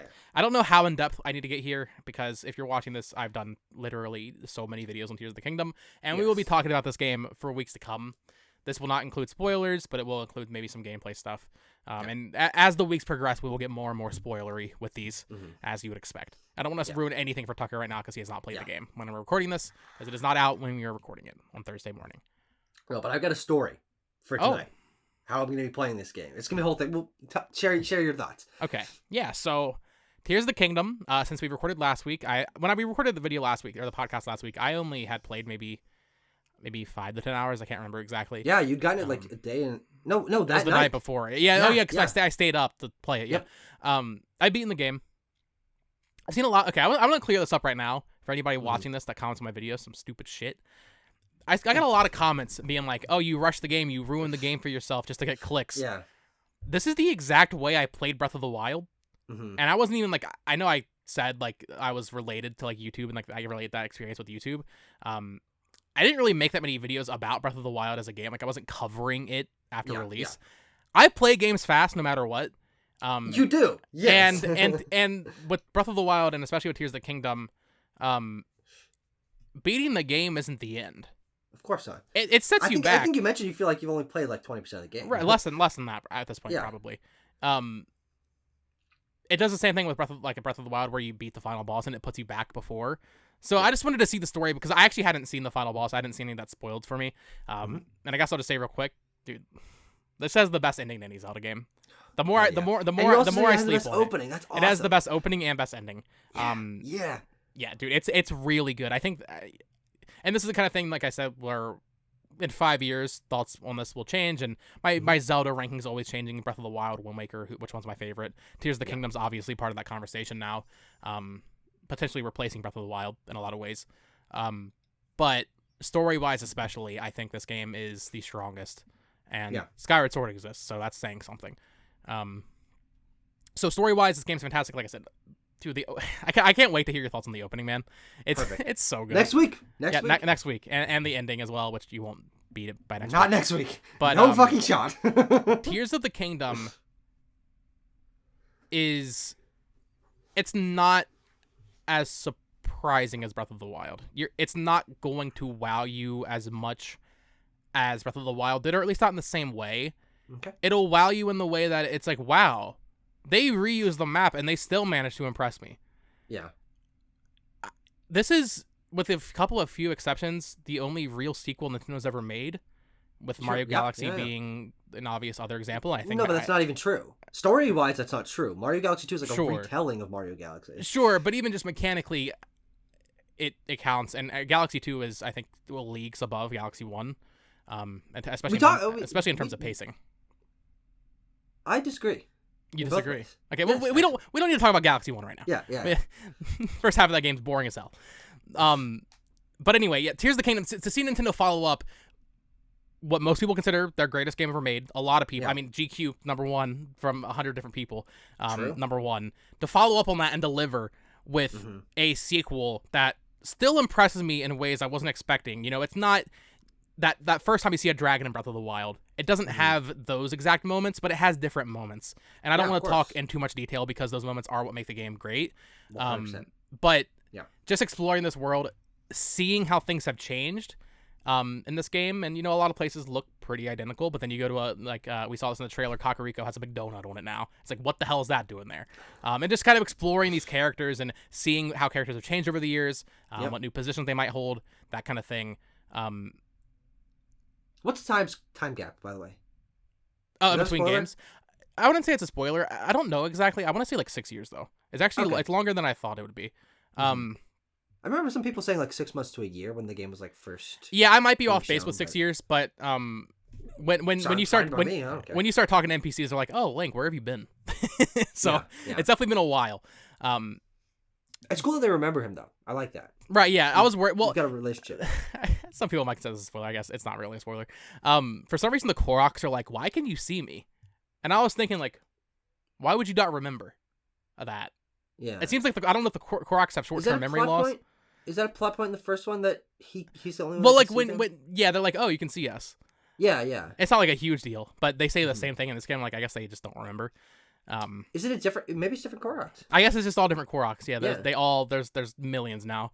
I don't know how many are in the game, but yeah, man, just the minute-to-minute gameplay of Tears of the Kingdom is so good, because Breath of the Wild, like I said earlier, I gave that game a 10 when it came out, and looking back on it, we can start kind of nitpicking things. It does have issues, and this has been something I've never personally agreed with, but a lot of people felt like the map was pretty empty. There is something interesting literally every 5 seconds in this game. Yeah. I am so overwhelmed whenever I play it. Be it a sky island that you see above you, or a cave, or an outpost, just an enemy outpost, or just literally, dude, there's so much variety too. And I've made videos about the enemy variety as well. It's not like you're just fighting Lazophos and Bokoblins. Now there's these flying Aracuda enemies. Now there's that's a Pokemon. Yeah, Aracuda. That sounds like a Pokemon. Is it also called Aracuda? There's no Pokemon. Enemy? There's no Pokemon called Aracuda. Yeah, there is. Yeah, from Gen 8. So it evolves into Barraskewda. Oh my god, you're right. Yeah, with Cramorite. Cramorite gets like Aracuda in its mouth. Yeah, you're right. Yeah. So there's a flying enemy in this game called the Aracuda. Just all these new enemy types, constructs. Obviously, Guardians are gone. So it stays fresh. Even just Bokoblins wearing armor that pop up. Oh, sure. There are times where like you'll go up to an enemy outpost, and it'll literally like have a boss health bar on the top of the screen. So you just like it's super cool stuff like that. Just the minute-to-minute gameplay is so engaging, and something I feel a little bit more comfortable talking about it now, because we mentioned it earlier, is dungeons. Yeah. Like the story, I'll be curious to see where everybody lands on this in like 5 years. They are significantly better than Divine Beasts. I didn't love Divine Beasts. I thought they were fine, but I didn't. Yeah, same here. Yeah, I didn't love them. They are significantly better. In particular, the best parts of this game are the lead-ups to the dungeons. Not even the dungeons themselves. Heard that. Specifically, like the Rito quest. But that was also pretty true of Breath of the Wild as well. True. I mean, like riding the sand seals and riding on Sidon and like all that. Like, those were exciting. That was set piece moments. Right. This game still has the set piece moments. Just I would say dialed up to 1,000. Perfect. Specifically, my favorite one, and all of them are cool. I don't want to spoil all of them, but the Rito one, obviously it's in the sky, and we saw the boss with like the ice centipede. First of all, that boss is fucking awesome. One of the coolest Zelda bosses of all time. It might be easy. It might be kind of easy, but it's really cool. The music in this game, especially for boss themes, is incredible. I've mentioned that before too. A lot of people didn't love the ambient soundtrack of Breath of the Wild. I think this game has a really good mix of both. It has new ambient themes and those really high octane themes from like that you'd expect, those epic themes. But the lead up to the Rito dungeon is almost like this Mario Galaxy Splatoon style platforming section. Dude, it lasts over an hour. Like, it took me a while to get through. It's fucking awesome. That's crazy. Okay, I'm very excited It's for that. so cool. You're just going through the style. And then the same thing with Azora. There's a pretty decent platforming section because we saw like the well, I won't say too much. But the new abilities in the case of the Rito dungeon and the Rito lead up, you're using Ascend a lot. Through this game, and you know, I have like 50 hours played. In that 50 hours, a lot of it was just me learning when and where to use these new abilities. Ultra Hand took me a while to get used to. That is the element that I'm most like overwhelmed by when I think about this game. Is I'm like, there's so many tools at my disposal, and they can each do so many things that like, I don't know. Of course, the game's gonna teach you them each individually. Certain puzzles are gonna require some, certain are gonna require others. But like, I'm just thinking like, okay, I have like so much choice. What am I going to do? But of course, I will figure that out, and I'm excited to figure that out. Right. So yeah, my entire playthrough so far up to this point has just been learning these new abilities. Ultra Hand took me a while to get used to until they finally, at a certain point for a certain shrine, they introduced the concept of putting a control mechanism on an object. Yeah. And literally, no matter what, let's say you just have a plank of wood and you put two wheels on it. If you put that control mechanism on it, it will just work, and you can control it and drive it, or a sail, or literally anything. It's so crazy how good it works. Or in the case of Ascend, I mentioned the Rito lead up. Just the context for Ascend is weird because I don't think about Zelda so vertically like that. So using it to platform, but also there's one specific puzzle, which I won't spoil again, but basically you need to get into this locked room, and you're talking to this character. He's like, oh, go down in this cave below here and find mushrooms for me.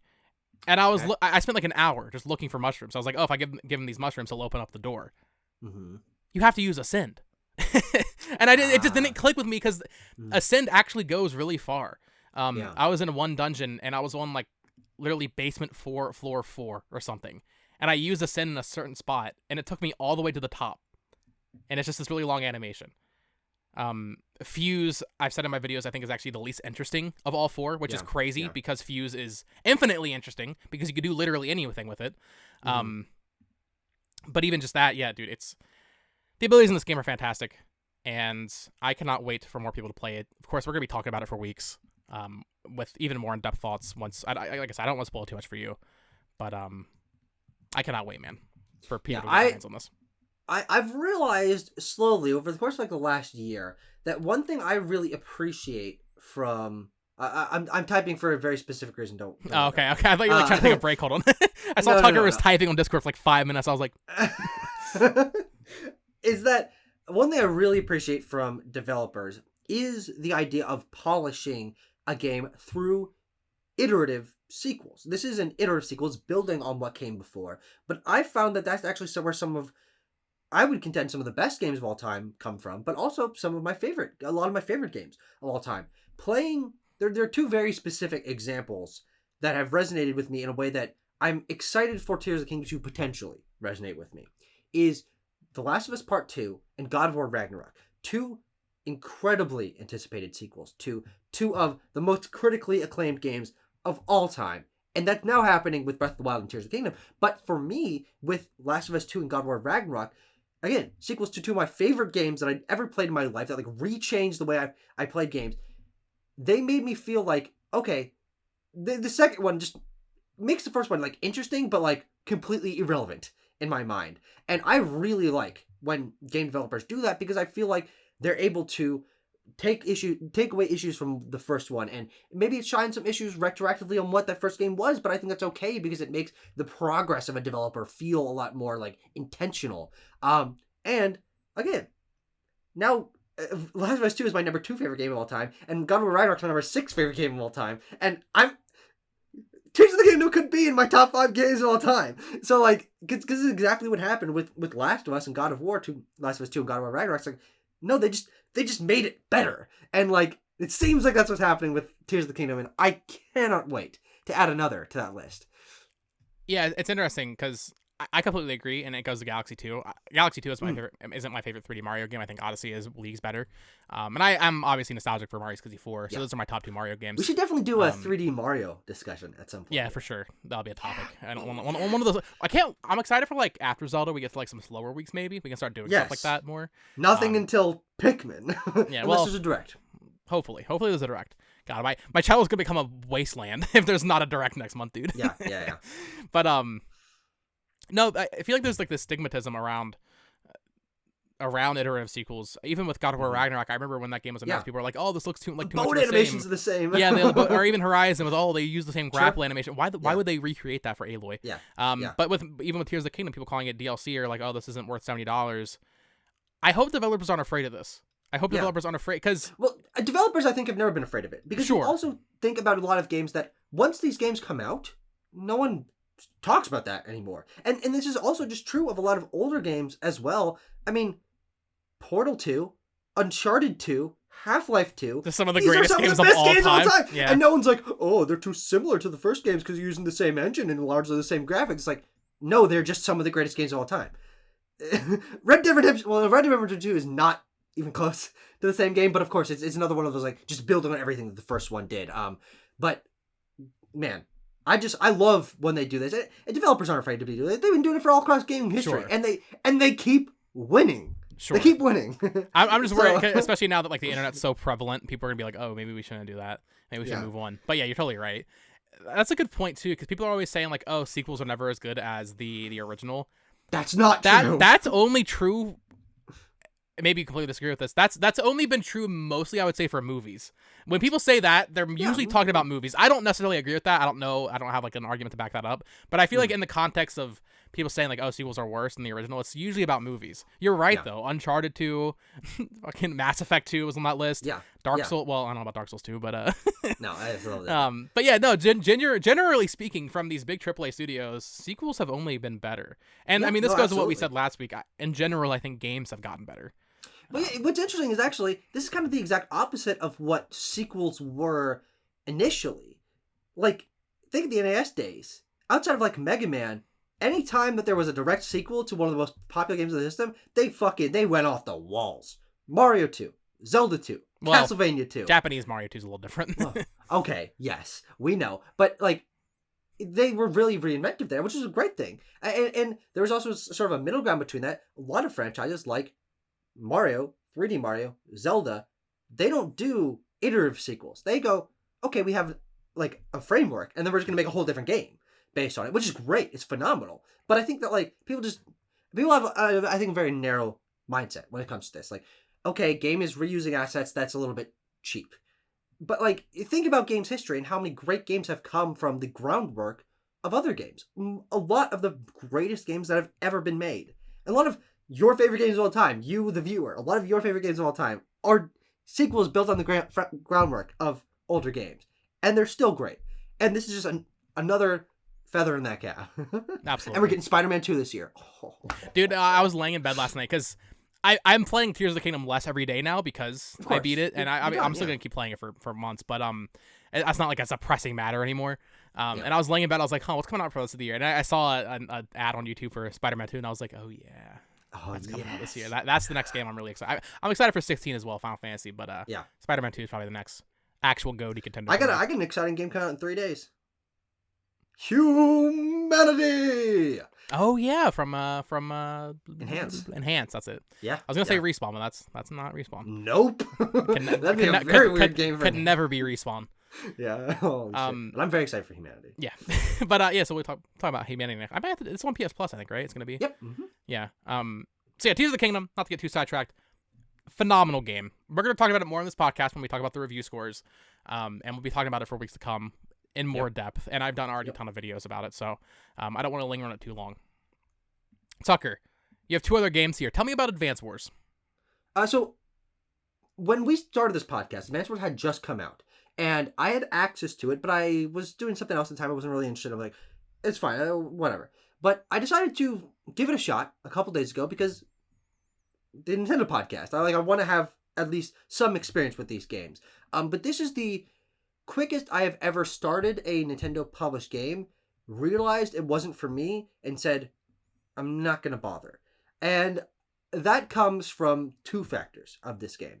I am a big Fire Emblem fan. I'm going to get back to Engage. I've been thinking about that more. I'm like, I need to give the game a more concerted long-term effort. So after I finish Tears of the Kingdom, and Engage is coming back. And I will be talking about it probably on this podcast. But I'm a big Fire Emblem fan. I loved Birthright. I loved Awakening. I loved Three Houses. These are some of my favorite games of all time. And so that style of combat is something I'm used to. The SRPG combat. But it's not something I love. Because with Fire Emblem, the gameplay is a facilitation for the world, for the characters, for the storytelling that I really, really adore. And I think that Intelligent Systems is so good at. And with Advance Wars, it has that same combat, but they're just little guys. Like, they're just little army guys. They're just little guys with guns. And so I have no reason to care, frankly. When I'm playing this battle, I'm like, whew, yeah, all right, they could die. I could not care less. It's not like character with a motivation that I'm worried about their death and like their relationships to others. Like, that's what makes Fire Emblem so, pun intended, engaging to me. So from that instance, I'm like, whatever. Like, I know the reason I love the Fire Emblem gameplay is because I care about the characters, not necessarily because of the gameplay itself. But then I also think this game looks like garbage. I think this is one of the cheapest, flattest looking games I've ever seen. And just see, because it's such a juxtaposition between the hand-drawn opening animation and the animations of your commanders as they like do their special attacks and stuff. It's got this really cool poppy vibe to it. And then it's just like stiff little plasticky flash animation fucking Unity looking guys that could be from anything. They could be from any game. I think this game looks bad. Very cheap, very rushed, very simple. And that combined with the fact that I don't have any connection to the gameplay because I do not care about these characters makes me just like, this game would be like fucking nails on a chalkboard for me to play. I'd be like, I don't care about the gameplay. I don't like the way it looks. It would just make me angry to play more of it. And that's very subjective for multiple reasons. And I'm glad that people really love this game. That is back. That's a great thing that Advance Wars is back. Will it mean that we get a new one? I don't know. No, we're not going to get another one. This is we will never get another Advance Wars game. But it's really not for me. Like, this is one of the least fun I've ever had playing a Nintendo game. Of course, there are worse Nintendo published games. There are plenty of them. Right. But for me, for my tastes, this is so against what I like out of games that I put it down. I'm like, I'm not going to bother with this. This is not worth my time. I try to be a little bit nicer with it when I talked about it 2 weeks ago.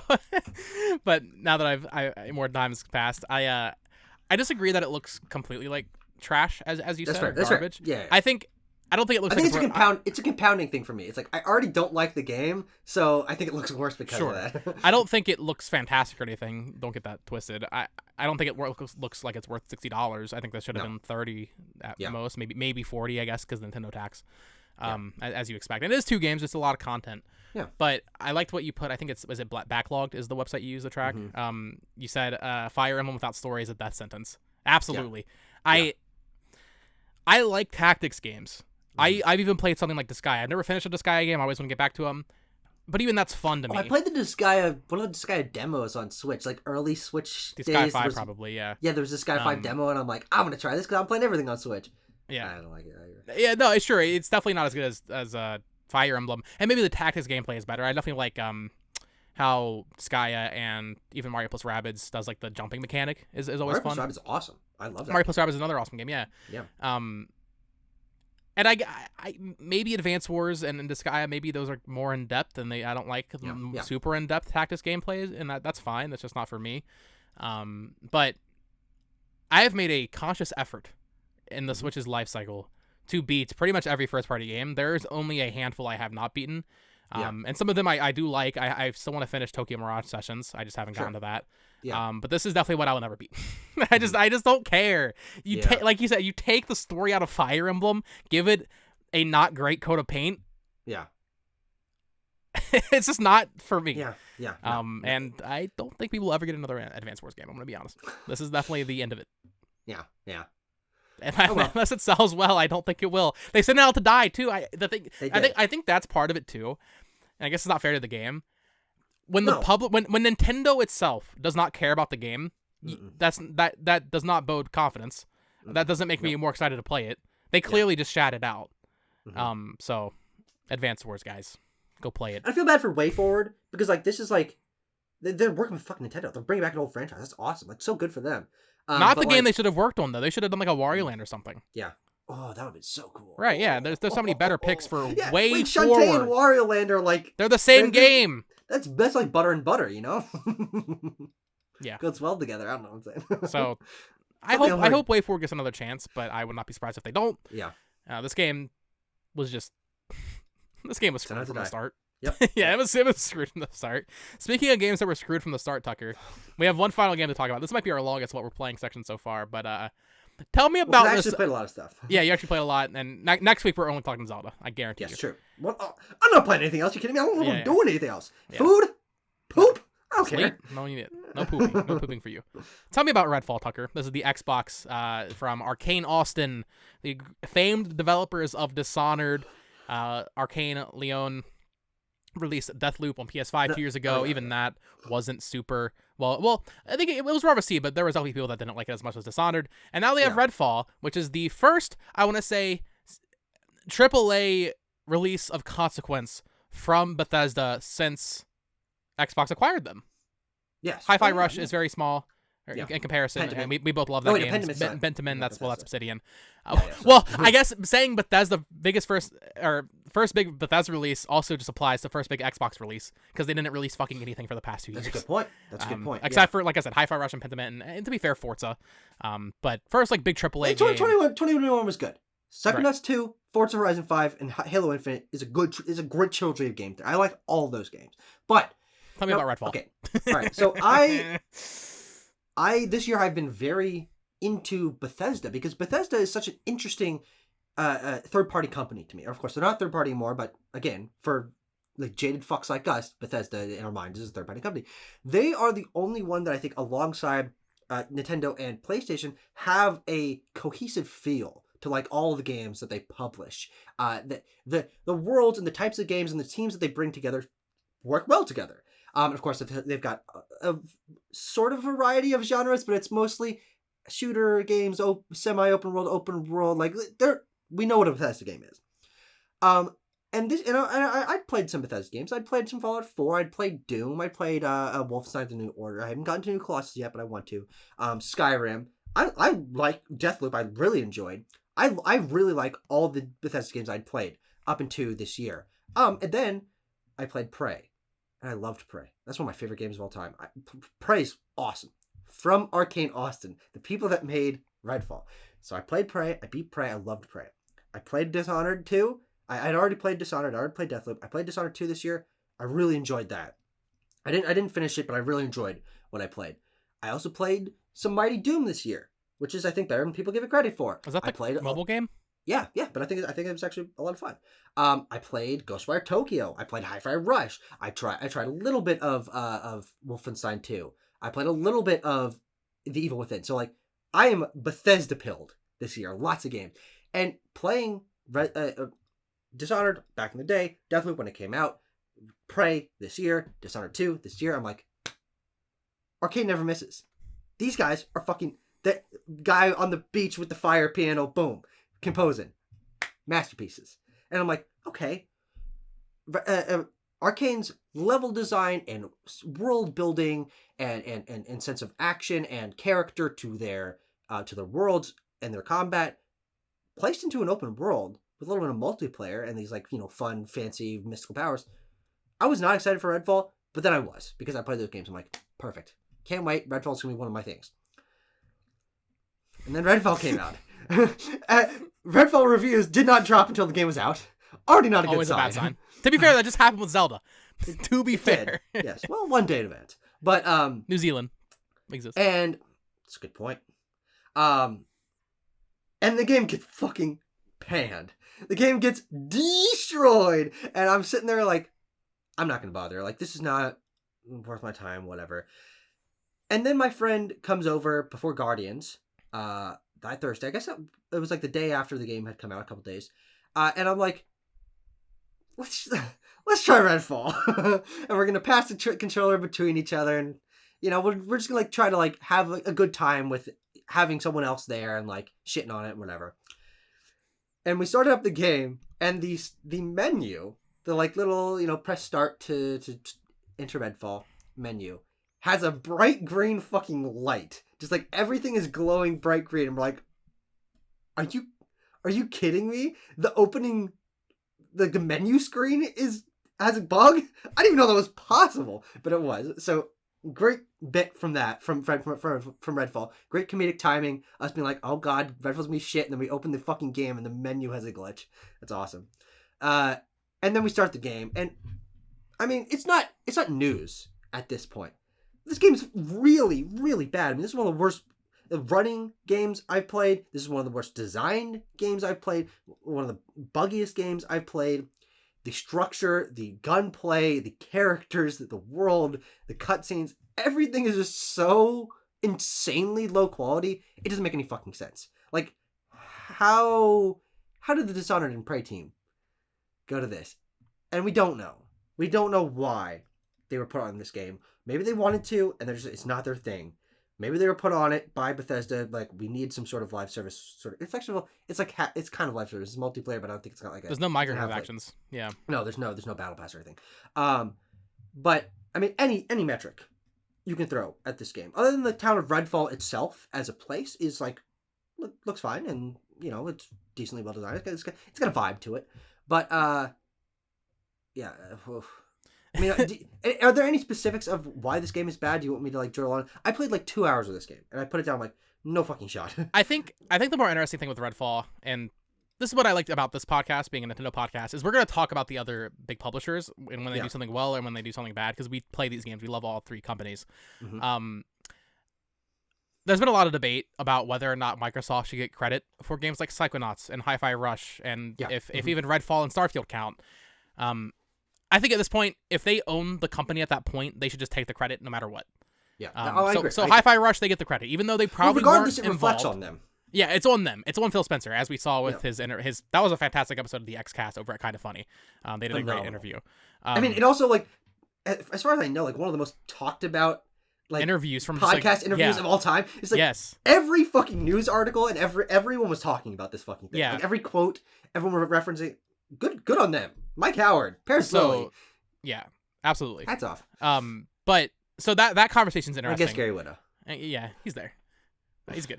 And Phil Spencer, being super transparent. Most transparent I've ever heard a game publisher ever be in my entire life. Yes, saying some very questionable things, but we don't need to get too much into that on this podcast. But what I think is more interesting, and it's like you said,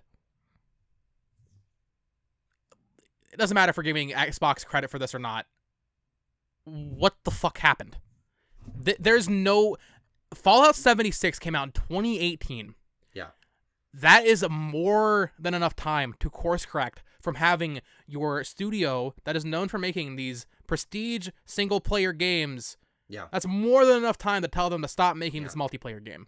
But but it also made way more sense for Fallout. Like that too. Fallout 76 actually became a good game over time. They fucking fixed that game. I've not played it myself, but I understand why Bethesda Softworks wanted to make Fallout 76.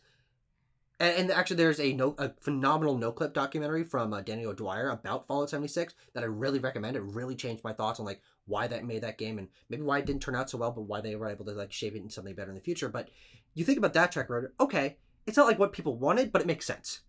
Arcane, buddy, what the fuck happened here? It's just disappointing, you know? Yeah, no, it is. It absolutely is. I sold my Series X. I still want to get one again. I played Hi-Fi Rush on PC. Yeah. And I will most likely try out Starfield on PC as well. Mm-hmm. But I want a reason to think they're doing great things. Yeah. And everything they do, it just feels like what is happening over there. I think there's a quote. Correct me if I'm wrong. I'm paraphrasing. Okay. I'm pretty sure Phil Spencer said, quote, "It slid under our radar." How does that happen? Something along those lines. I think what he mostly was saying is we should have been a little harsher on this. Like, we should have worked with them a little better to make sure this game ran a little better. Having people with more experience with the engine that they're working with, because we have such a variety of teams, that they should have stepped in and been a more guiding hand for this game. Absolutely. Release, and they just weren't. And look, listening to that interview, I was more optimistic than it seems most people were, because I felt that he was very honest and genuine. I thought he was so genuine about that. And I'm like, I really think that this could be a very good learning opportunity for Microsoft and in the games that they're publishing and working with these larger corporations that they've acquired, because we've seen companies like reroute from mistakes, and mistakes can lead to better outcomes in the future. And I still have I have hope. I don't have a lot of faith, but I have hope in Microsoft. They have a showcase coming up. I actually wanted to look up Xbox Showcase. June 11th or 12th, I believe. Oh, June 11th. Yep, great poll. That could be giant. It could be huge. They have so many fucking games in the works. And if they show off 3 or 4 of them, and they look good, and they've got solid release windows, and it builds out a schedule for them, I will return to confidence with Xbox. But this, I mean, it shakes everyone's confidence. Like, oh God, how did this happen? Right. And I mean, I know it's not the same developer, but it's the same publisher. It makes you wonder about Starfield. I have no doubt that Starfield will be a good game, but even Fallout 4, people weren't as positive on as Skyrim, and then Fallout 76. I know that was technically a different team within Bethesda Game Softworks, but I'll be curious to see. I'm always watching Xbox. I might not play most of those games, but I'm always curious to see how they handle situations, and I definitely recommend watching that episode of the Xcast over at Kinda Funny, because Phil, like you said, Phil Spencer's very honest. Maybe too honest. Maybe. in that maybe there's a reason there's PR speak. maybe you shouldn't be doing that. But hey, people liked it, and so it definitely got some brownie points. So go watch that. All right, but back to Nintendo. Yeah, back to the news, Tucker. This is by far our longest episode of the podcast. It's already almost been 2 hours. But that's fine. That's what we're here for. We have our major news stories. We were like spitballing about this. You're like, I don't know, it can go 4.5 hours. Like, it can. It'll be fun. Yeah, absolutely. All right, we have, let's just say, 3 major news stories to talk about right now. The biggest story this week was Nintendo released their financial results for the fiscal year ending in March of 2023. So from April 1st, 2022 to now, basically, or end of March 2023. Just some key notes in terms of sales software here, or in sales data. The Switch has now passed 125 million units sold. So it only sold 3 million in the past quarter, which is definitely a slowdown. Sales are down year over year, 22% for the hardware itself, which I would need to compare that to other consoles, but that's a pretty dramatic slowdown, I want to say. The Switch is, but also only one other console in history outside of the DS has reached these kind of numbers. Sure. So I think there just kind of is a saturation point, to be 100% honest. And frankly, I mean, this is what I expected, to be 100% honest. 6 years into the fucking console's life cycle, old hardware, lots of big games to like sell it with, but most of the people that are going to buy those games already have the system. So especially with console sales, I think 22% makes total sense. It's also like, that's not a massive fucking number. Like, that is just like, it's a decrease, but like, I don't know, man. I think it makes sense. Like, for a lot of reasons, I think this makes total sense for it to be slowed down to this degree. Yeah. Other details here, the Switch has now passed over 1 billion units of software sold, right behind, I think, PS2 and maybe PS4. So both of those are up there. I don't know about that. But the first Nintendo console to ever pass 1 billion units of software sold. For the next fiscal year, they're expecting to sell 15 million units, which they said is going to be hard, and we'll get into why. Yeah, Furukawa was like, that's generous. yeah, and I don't think it will hit that, because something worth noting about last year, and this is why I think the 22% is a dramatic decrease. Yeah. Last year's lineup was insane. In terms of games, they had Pokemon last year. They don't have Pokemon this year. They don't have Splatoon. They have Zelda, and Zelda will move some consoles, but they don't have anything else, at least not that we know, that will move units. So I think 15 million is a very generous number. Yeah. And I'll be curious to see, we'll get into future consoles in a minute here. I'll be curious to see what kind of software they use to propel this moving forward. Maybe some sort of like pricing adjustments could happen at this point. The Switch has not seen a price cut. Good point. Yeah. But some other sales data real quick here. We had some data for the games that were released in the first part of this year. Metroid Prime Remastered has sold over 1 million copies. Fire Emblem Engage has sold, I think, 1.64 million copies. Kirby's Return to Dreamland Deluxe has sold over 1 million copies. And let's just talk about those really quick.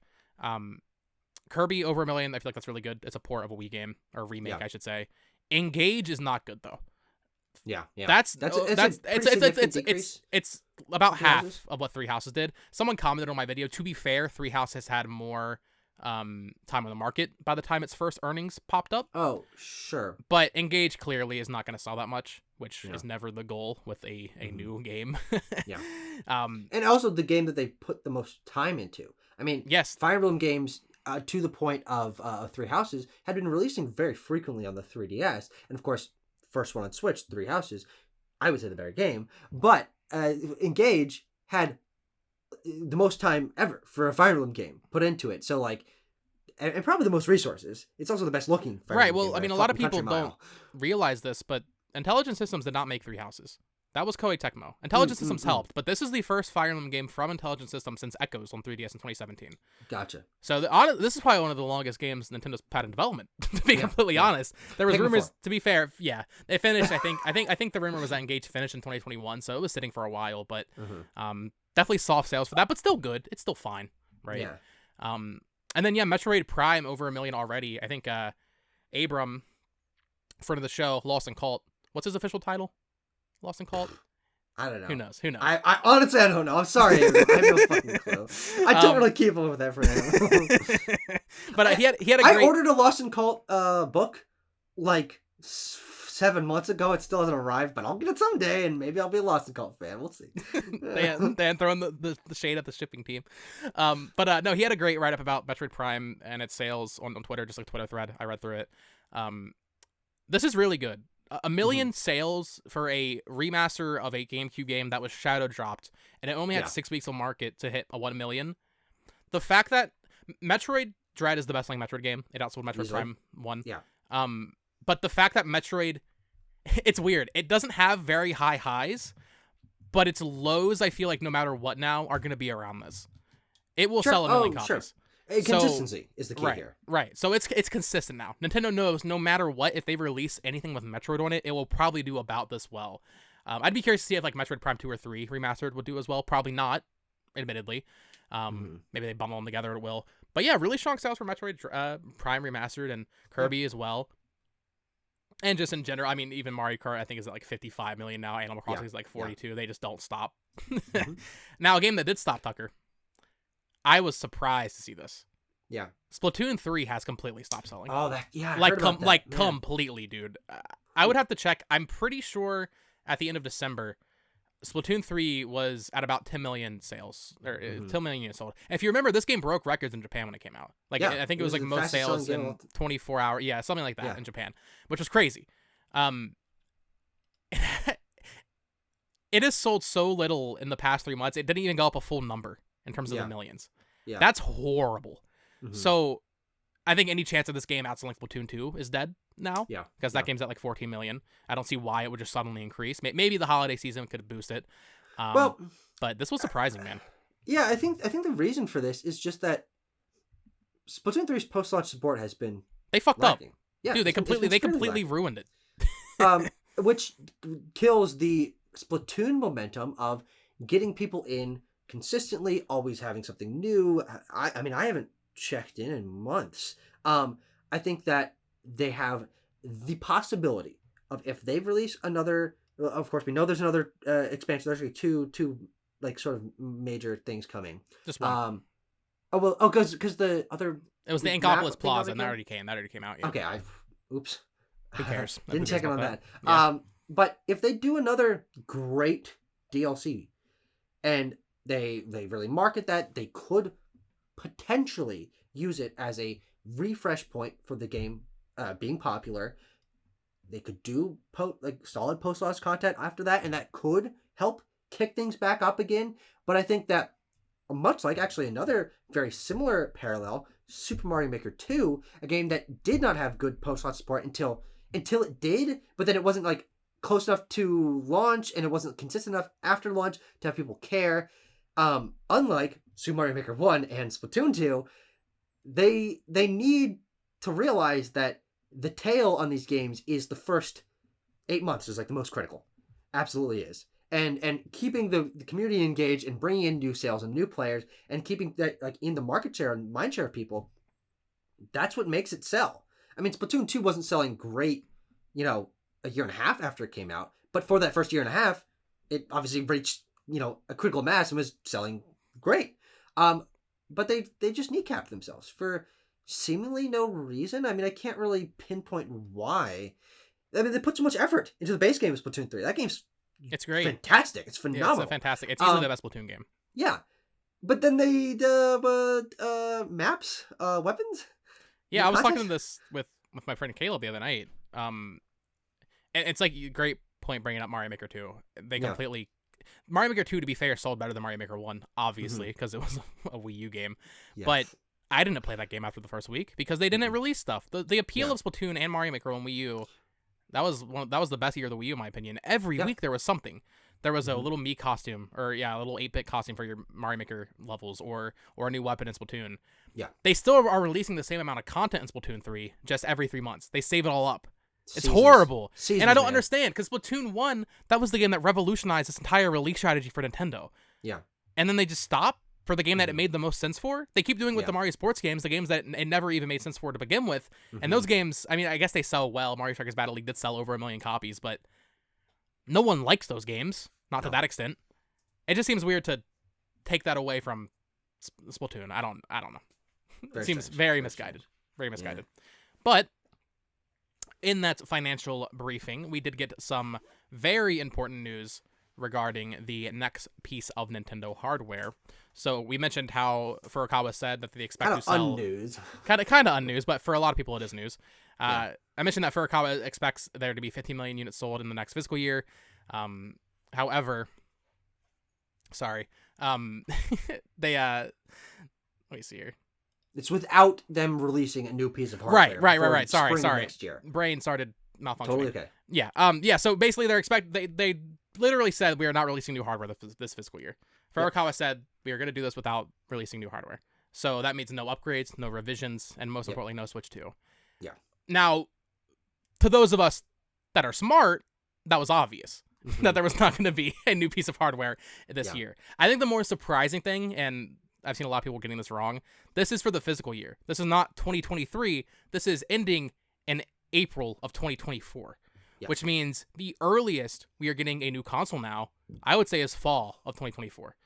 If this was going to be ready, or even close to being ready for March of 2024, they would release it in March of 2024. They're not going to release it in April or May or June. At the earliest now, it'd be October, November.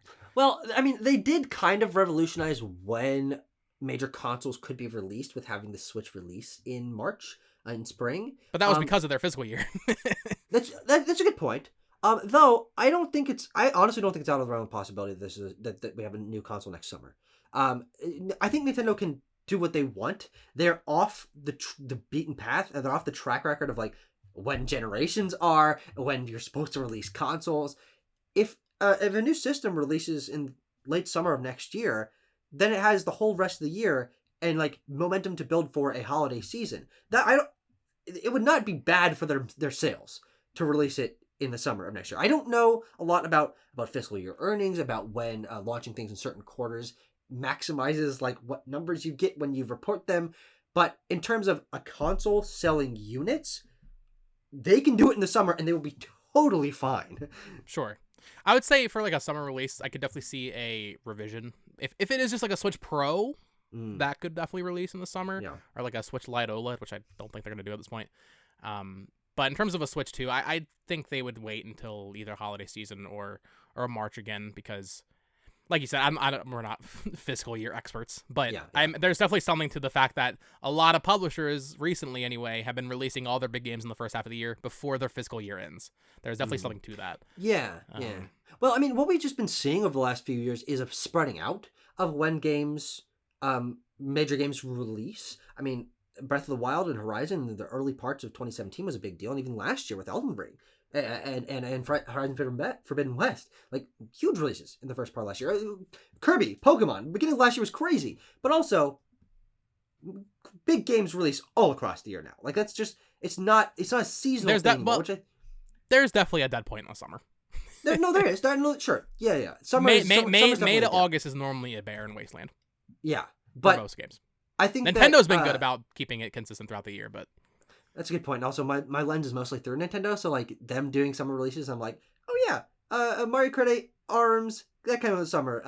Splatoon 3 came out in summer. To be fair, I guess this year isn't a great example because in June we have Final Fantasy, Diablo, and Street Fighter. Yes. But then after that, there's actually nothing until Starfield in September. So. Well, again, but actually, I talked about this with Abram last year in a video. Last year was very barren until summer season started, and Jeff Keighley's summer game mess and all the little showcase and stuff, and then no one was complaining about the release calendar last half of the year. The end of last year was fucking packed, and so I think that's honestly just because we haven't gotten the new slates of games from all these people. We are currently waiting on major announcements from all three system sellers and from all of the major third-party companies. Like, we don't know really what most of these companies are releasing, when these games are coming out. Spider-Man and Starfield are kind of the only like things we have a pretty concrete idea are coming out, but it will fill out. It absolutely will fill out. Yeah, within the next months, we're going to have a PlayStation event, a Xbox event, and hopefully a Direct. Fucking better. Also, my cat has joined the podcast. What's your cat's name? His name is Yuri. Yuri? It's Russian. It's not the anime thing. Oh. It's not like the Lowenthal from Spider-Man? No, yeah. But yeah, definitely, I mean, a lot of people were disappointed that this means no Switch hardware over the next 12 months, but I was expecting this. I still think a early 2025 release is probably the most likely. And we'll have to wait and see how Nintendo pads out the lineup until then. And obviously we'll be talking about it because there's nothing right now after Pikmin. Perfect time to start a Nintendo podcast. But I did have a question I just wanted to wrap in here because I think it's related. The Shamans in the Discord asked, how do you think they'd go about porting some 3DS games that use the touchscreen a lot? This has been a theory. Listen, I think the Switch, Nintendo's stupid. And they always iterate and do some crazy stuff with the next console. Yeah. I hope they have the foresight not to do that. I hope the next console is backwards compatible. But I was trying to think, like, okay, what kind of twist can they put on it? And this technically wouldn't be a new twist. But I would not be surprised if the next Switch has some sort of touchscreen. Like a folding touchscreen, you can play DS games on it. Because, and I think I might have mentioned this on a podcast before, we've gotten NES and SNES and N64 and Game Boy and Game Boy Advance now on Switch Online. The next obvious step would be DS and 3DS and even Wii U. They can't preserve those libraries unless they have a touchscreen like that. Yeah. And I think you had the idea, like, just those like are an attachment you can flip or something. But those are the least preservable systems of all time. Sure. Because every other game console has some sort of one screen button layout. I mean, even with Wii games, we can half-ass motion controls with a fucking Joy-Con, but they were only on one screen, so that wasn't like, it requires some reworking, but it's not impossible. I don't know if they're gonna do that. I mean, I think the dual screen era has kind of passed. DS games have been reworked. We got Throw Buttons with You, that was brought back poorly. We're getting Ghost Trick. These games can be redone, but it's a lot of fucking work. I just think that at the end of the day, Nintendo was being Nintendo and trying something cool, and it worked for the DS and 3DS, and didn't for the Wii U. But I think, actually, no, Wii U games are much easier than DS and 3DS games to, like, not many games make it a fucking menu, make it like a pop-up, whatever, so you can figure it out. Have you played the Wonderful 101 on Switch? Laziest port of all time. No, I have not. They just, dude, at all times, the gamepad screen is just in the bottom right corner. Oh, I heard about that, yeah. Horrible. That's a bad system. But obviously, Wii U games, we've gotten almost all of them ported at this point. But I think the DS and 3DS might just be kind of lost to time, to be 100% honest. I just don't know if dual screen is in vogue anymore. That would also make their future games also less easy to preserve and carry forward. If they have an attachment or it's part of the system design, they're going to use that, and that's going to make it harder to carry forward in the future. I think that, like, they might just take the L, to be 100% honest. Like, yeah, DS and 3DS, that was a cool era, but, like, what the fuck do you want us to do? it'll definitely be interesting to see what they do. I do not think the Switch 2 will just be more powerful, though. Nintendo always has a gimmick. They will have a gimmick this time. Yeah. And I would argue it's scarier if they don't just reuse touchscreens or something, because then they'll do something else that'll be some stupid shit that they can't carry forward. Yeah. But yeah, I don't know. I would like, basically I just want an easy way to get 3DS games ported to the next console. Yeah. All right, Tucker. Next thing. I gotta pee real quick. We're going along on this, and I drank almost an entire bottle of water. Yeah, this dude was drinking. Yeah, we're gonna be talking about Zelda reviews in just a second while Tucker goes and use the bathroom. This is a long podcast. We're over 2 hours already, and we still haven't gotten to the listener questions. I might have to cut some of those out. I'm sorry, guys, or maybe not. We didn't have that many anyway. Make sure you write in. Let us know in the. I make a community post every Wednesday for questions. You comment them there. I will most certainly pull them up, but also on our Discord, which I think the Discord link is actually dead right now. I need to fix that. But yeah, leave us your questions. Like I said at the top of the podcast, it can be literally anything. It can be Nintendo related, general gaming related. We heard Tucker talk about Xbox and PlayStation games more than anything else this podcast. That's fine. That's how we do in this this economy. All right. I kept talking, Tucker. Perfect. I don't like editing. That's fair. But Tucker, we're gonna talk about Zelda reviews. This is exciting because Finally. these just dropped when we started recording, like an hour before we started recording. So I actually you woke up early to do that. Yeah, I woke up early because I knew I could post my videos about Zelda, and I knew I wanted to see the reviews and make a video about that. Yep. I actually have not seen what the score settled at, and I would imagine what I'm about to see will be pretty much the final score, from most outlets. I would say, like, really give it another 48 hours. Sure. But for the most part, really this is going to be... It's going to be close. Close.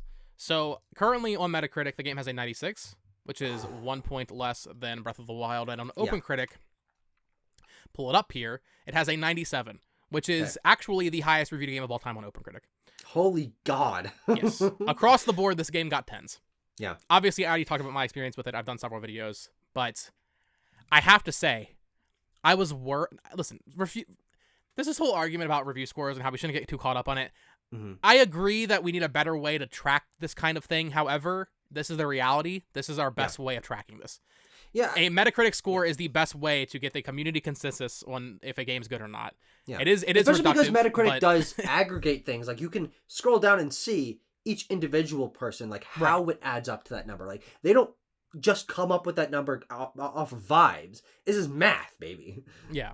So I don't know. I agree that it's a little reductive to think of a game as a number, but that's how all mediums of art are. Movies, I'm a scores boy. I love scores. I love giving movie scores. I love getting granular with scores. I don't give a fuck. I'll base things on a 100-point scale if I need to. I like the challenge. When you get into like the 7.3s, that's when you lose me. But that's what I do for movies. A good like 0.5 to a full number is always good for me. But Tears of the Kingdom reviews are through the roof. Once again, this is what I went off track. I wasn't worried because it doesn't fucking matter. But I was worried a little bit because, and I was saying this in my videos, I didn't think this game was going to review as well as Breath of the Wild. Because that game was so revolutionary for the franchise, for Nintendo. It was a launch title, and usually those things do impact a score. Yeah, so I'm happy to see that reviewers were very consistent with this one. It is a better game than Breath of the Wild. It reviewed better. Now, technically, it has, at the time of recording, a lower score on Metacritic. I would assume that's based on more reviews. Looking on Metacritic, there's 82 positive reviews and 1 mixed. There's one outlet that gave it a 60. On Metacritic, you said? Yeah, on Metacritic. That poor outlet, won't say the name, gonna get obliterated by people. That poor guy. Yeah. But IGN 10, Washington Post 10, Game Informer gave it a 9.8, Nintendo Life 10, 10s across the board, baby. Yep. Were you expecting this? All right, I got a story to tell you. The first thing I did when I text you when I woke up was like, I've got a story to share. Okay. Based on this topic. I have only one other time been this excited for reviews to drop. We thought they might drop yesterday. Yeah, I thought so. I was disappointed as hell. Me too. That they did not drop yesterday. I'm here to like come up with an extra video to like make up for that. But Elden Ring was the first time that I was ever like, oh my god, I need reviews for this. And when those reviews dropped, I was actually at work. I work at a library. There's not a lot to do. I just did nothing but read fucking Elden Ring reviews and watch Elden Ring reviews for like 4 hours straight. And obviously, I'm doing a podcast this morning, so I have not done that yet, but I will continue across the course of the day to be watching and listening to these reviews. But I did watch a few. I was so excited for these reviews that my body woke me up at 5:30, which is 3:30 your time. And then I'm like, oh, fuck, it's 5:30. Whatever. That's around the time and I then, woke up, so. You are crazy. And then I proceeded to try to make myself go back to sleep, to wake up at 7, because I knew that's when the reviews were dropping. And then I would wake up every 15 minutes. Oh my body's like, oh boy, Zelda reviews! And then, numbers.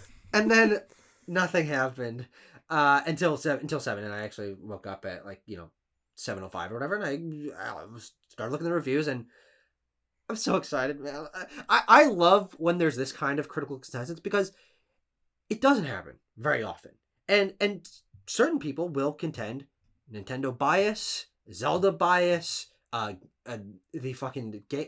reviewing companies are paid off, but there are some games like Breath of the Wild, like Elden Ring, like now Tears of the Kingdom, that sort of transcend that, where it's it's not possible that there's an insane amount of bias that's bumping it up this month. Maybe people just actually really like the game, and it's actually very good. And again, I haven't played myself, but I don't see myself disagreeing. But I really love moments like this, because we're never going to forget that this game launched with higher than expected numbers, might be in contention for the greatest game of all time now if you just go based on those numbers. Highest reviewed game ever on fucking OpenCritic. This is a moment in games history, and it's a bigger moment than frankly I think you and I were expecting, because we thought maybe it could land around the same, but not to the same level. God right, forbid. because of the impact, because it isn't as impactful as Breath of the Wild was. I think Tears of the Kingdom is better than in literally every way, but I still thought it would review worse because, at the time, Switch was new and that hardware wasn't so outdated, but now it's showing its age. This game doesn't run incredibly well, but Digital Foundry actually did a great video saying that the Day 1 patch basically did fix most issues, which is great. The Nintendo was on top of it. It's just a nice success story, we'll say, for the $1 billion company, and obviously, well, I'll be excited to see the Game of the Year nominees this year for the Game Awards. Yeah. We know what's winning. It does not. Yeah, it'll be tough. I was actually thinking about this. This year, we within the last calendar year. Okay, well, actually, no. Let me phrase. Within about a year, we are getting sequels to most of the Game of the Year winners from the Game Awards that have ever happened. We got Overwatch 2, sequel to Overwatch in 2016. Tears of the Kingdom, sequel to Breath of the Wild in 2017. God of War Ragnarok, sequel to God of War in 2018. And Elden Ring, sequel, follow-up from Software to Sekiro in 2019. Yeah, even some nominees like Spider-Man in 2018. Yeah, absolutely. And absolutely. I think Hellblade was also nominated. And and Horizon coming out. Yeah, and Horizon. So yeah. It's a good time, dude. It's a great time. It's a good time to be a gamer. Whether or not you like all these things. We're getting crap like Redfall and Gotham Knights and Hogwarts Legacy was mixed, but whatever. We're getting some games and people are like, oh man, nothing runs well these days. That's actually not true. Yeah, I would say there's 3 games a year like this where it's just unanimous, everybody loves it. Yeah, I'll be curious to see how. I'm very curious about 16. The more I look at it, it objectively looks really good, but for some reason I'm not vibing with it. I'm gonna be honest. The main character's named Clive, which I think is a huge fucking blow against that game. That's true. Clive, you kidding me? They went from Cloud and Squall and Noctis and Lightning to Clive. Yeah. Terra. Yeah. So I'm excited to see how that game reviews. That's probably my biggest question mark for the rest of the year. And I'll be curious to see how Starfield does. But yeah, Tears of the Kingdom, no doubt a obvious Game of the Year nominee, most likely going to be the winner, I would have to say. Now I'm excited to see how the community feels, the actual hardcore Zelda fans. But I think the consensus, if people already thought Breath of the Wild was, if not the best Zelda game, one of the best, do the math. And winning Game of the Year that year and everything. In 2017, which was already a great year for games as well. I hope there's competition. Because I'm not. Means... I don't want us to sound like a little biased Nintendo boys. I hope Spider-Man's better than this, bro. That'd be so. Can you imagine? If Spider-Man and Starfield released to 96s, we are eating. Holy shit! Oh god, I wonder how this game's gonna sell. I've seen some people asking me in my comments do you think this will sell as well as Breath of the Wild? I don't think there's a chance, right? There's no chance. It's too late in the console's life cycle, frankly. I mean, well, actually. games at the end of console's life cycle sometimes actually do sell very well. Of course, there's a huge install base, and that usually contributes. But I think part of Breath of the Wild was people picking it up over time, and that being like the game that people told people to get. They're like, get Mario Kart and get Zelda, and they did. And Smash they Bros. bought that. Yeah. In Smash and Animal Crossing, yeah. But Tears of the Kingdom doesn't have that benefit. To where it's gonna sell great at launch, and it will have legs for as long as the Switch exists, but it doesn't have the Switch will not last for another 6 years. I know Nintendo wants it to, but that will not happen. God forbid. And oh god, oh Jesus. 2032, we're still playing on the Switch. But it doesn't have the time. But I think it might be just balanced out, because people who love Breath of the Wild are going to buy this game. 90%, 95% of people love Breath of the Wild, and also it has a huge install base. And if they properly market it, so I think it'll be commensurate, but I don't think it will reach the same highs. I think 5 or 7 million below, but still like one of the best selling games of all time. I think it'll. You say 5-7 million. In like what time? Well, how much does Breath of the Wild sell? It's like 26. It's at 30. It's at 30. Okay, 30. It's yeah, just still, below 30. Yeah, so 25 million. Yeah, I think that's reasonable. Mid-20s. Yeah, I'm sure they'll announce like week launch sales or something. If it breaks records, it probably check back in with me in 6 years. Yeah, 100%. All right, last news story. This was, I don't know why I include this in the major news stories, but I wanted to talk about it. It doesn't really matter where it gets included. We're talking about it. A few weeks ago, Nintendo announced Nintendo Live for Seattle. This is going to be an event that they do where they have people come in and you play Nintendo games. And there's probably going to be like I think there's like a Splatoon concert, that kind of thing. Oh, cool. They do this in Japan. This is the first time they're bringing it to anywhere else other than Japan. And obviously there's been a lot of speculation like why they're doing this. Why are they going to Gamescom? I think that's what we talked about in the first official episode of this podcast. I don't know about all that, but I was pretty convinced that they were doing this because they wanted to separate themselves from PAX West. But they announced that it's actually just part of PAX West. It's in the convention hall at the same time, which is just interesting. It's September 1st to the 4th. But the reason I specifically wanted to talk about this, and maybe someone in the comments can help me, I was looking through this website. I was reading the how to get in. It seems random. I live near Seattle, so I was very much planning on going, and I still plan on going if I can get in. I usually get a content creator badge for PAX, so I can probably get in Nintendo Live if that's the case. But I was reading through it. Registration goes up on May 31st, and you will have an option, or you will basically be raffled to get in for one day. You can't get in for 4 days of Nintendo Live. You have the opportunity to get in. The wording is very weird. Yeah, and only the opportunity to get in for part of it. Right. So it sounds like you can't just buy a ticket. I don't know what they're doing. This is the most Nintendo thing of all time. There was recently, if you're familiar with the YouTuber Captain Nintendo Dude, or CND, he was the guy that waited in line for the Switch back in 2017. Yep. Legend. He's currently doing a thing for Tears of the Kingdom. Obviously, that'll be over by the time you're watching this. And he made a video complaining that they messed up the launch for that as well, where you had to get entered to win a Warp Pipe Pass to get a reservation to pick up the game at midnight. I guess this is something they had started with COVID. At Nintendo store? At the Nintendo New York store. So I don't know what they're doing with all these like weird reservations. Is that messing it up though? Like, if you don't get a reservation for the midnight release, I don't think you can pick it up. No, yeah, but also I'm sure they're going to only have as many reservations as they have copies. So I think that's actually just like that's a pretty normal system. It's just like it's just not people sitting in line. Right. Yeah. The idea is a better system. Yeah. Sure. It's the only thing that it allows people is to not be early in the line if they wait fucking 4 days in advance. Which is probably better for those people. It's definitely better, and I understand. I think they started it because of COVID, like I said. Yeah, great idea. But also, as someone who's waited in lines for 20 hours before, I can understand. Jesus, for what? Maybe not 20 hours. I definitely waited for over 12 hours before for a graphics card. Back during the peak of graphics card hype. That's crazy. Well, I'm going to a midnight launch tonight. Yeah. For Tears of the Kingdom. I'm very excited. But I'm not excited about the way that GameStop is handling this. I just want to talk a little bit about my plan for tonight because I said I had a story. Okay. So I pre-ordered the game on online from Best Buy a couple days ago, and I had a $5 off Best Buy coupon. So I was like, yeah, I'll get it from Best Buy. Pick it up at 11 a.m. when the store or 10 a.m. when the store opens. That's fine. And then I was like, I have an overnight shift tonight, because the library's open 24 hours during Dead Week and Finals Week. And someone's got to fucking cover them. So I've got a 1 a.m. to 7:30 a.m. Friday morning shift. Friday night, Friday morning shift. And I'm like, it'd be really goddamn nice to have my Switch and the brand new Zelda game to sit there on my ass while no one's in the fucking library for 6 hours to play this game. And so I was like, all right, you know what? I'm going to see if they're doing a midnight launch at GameStop.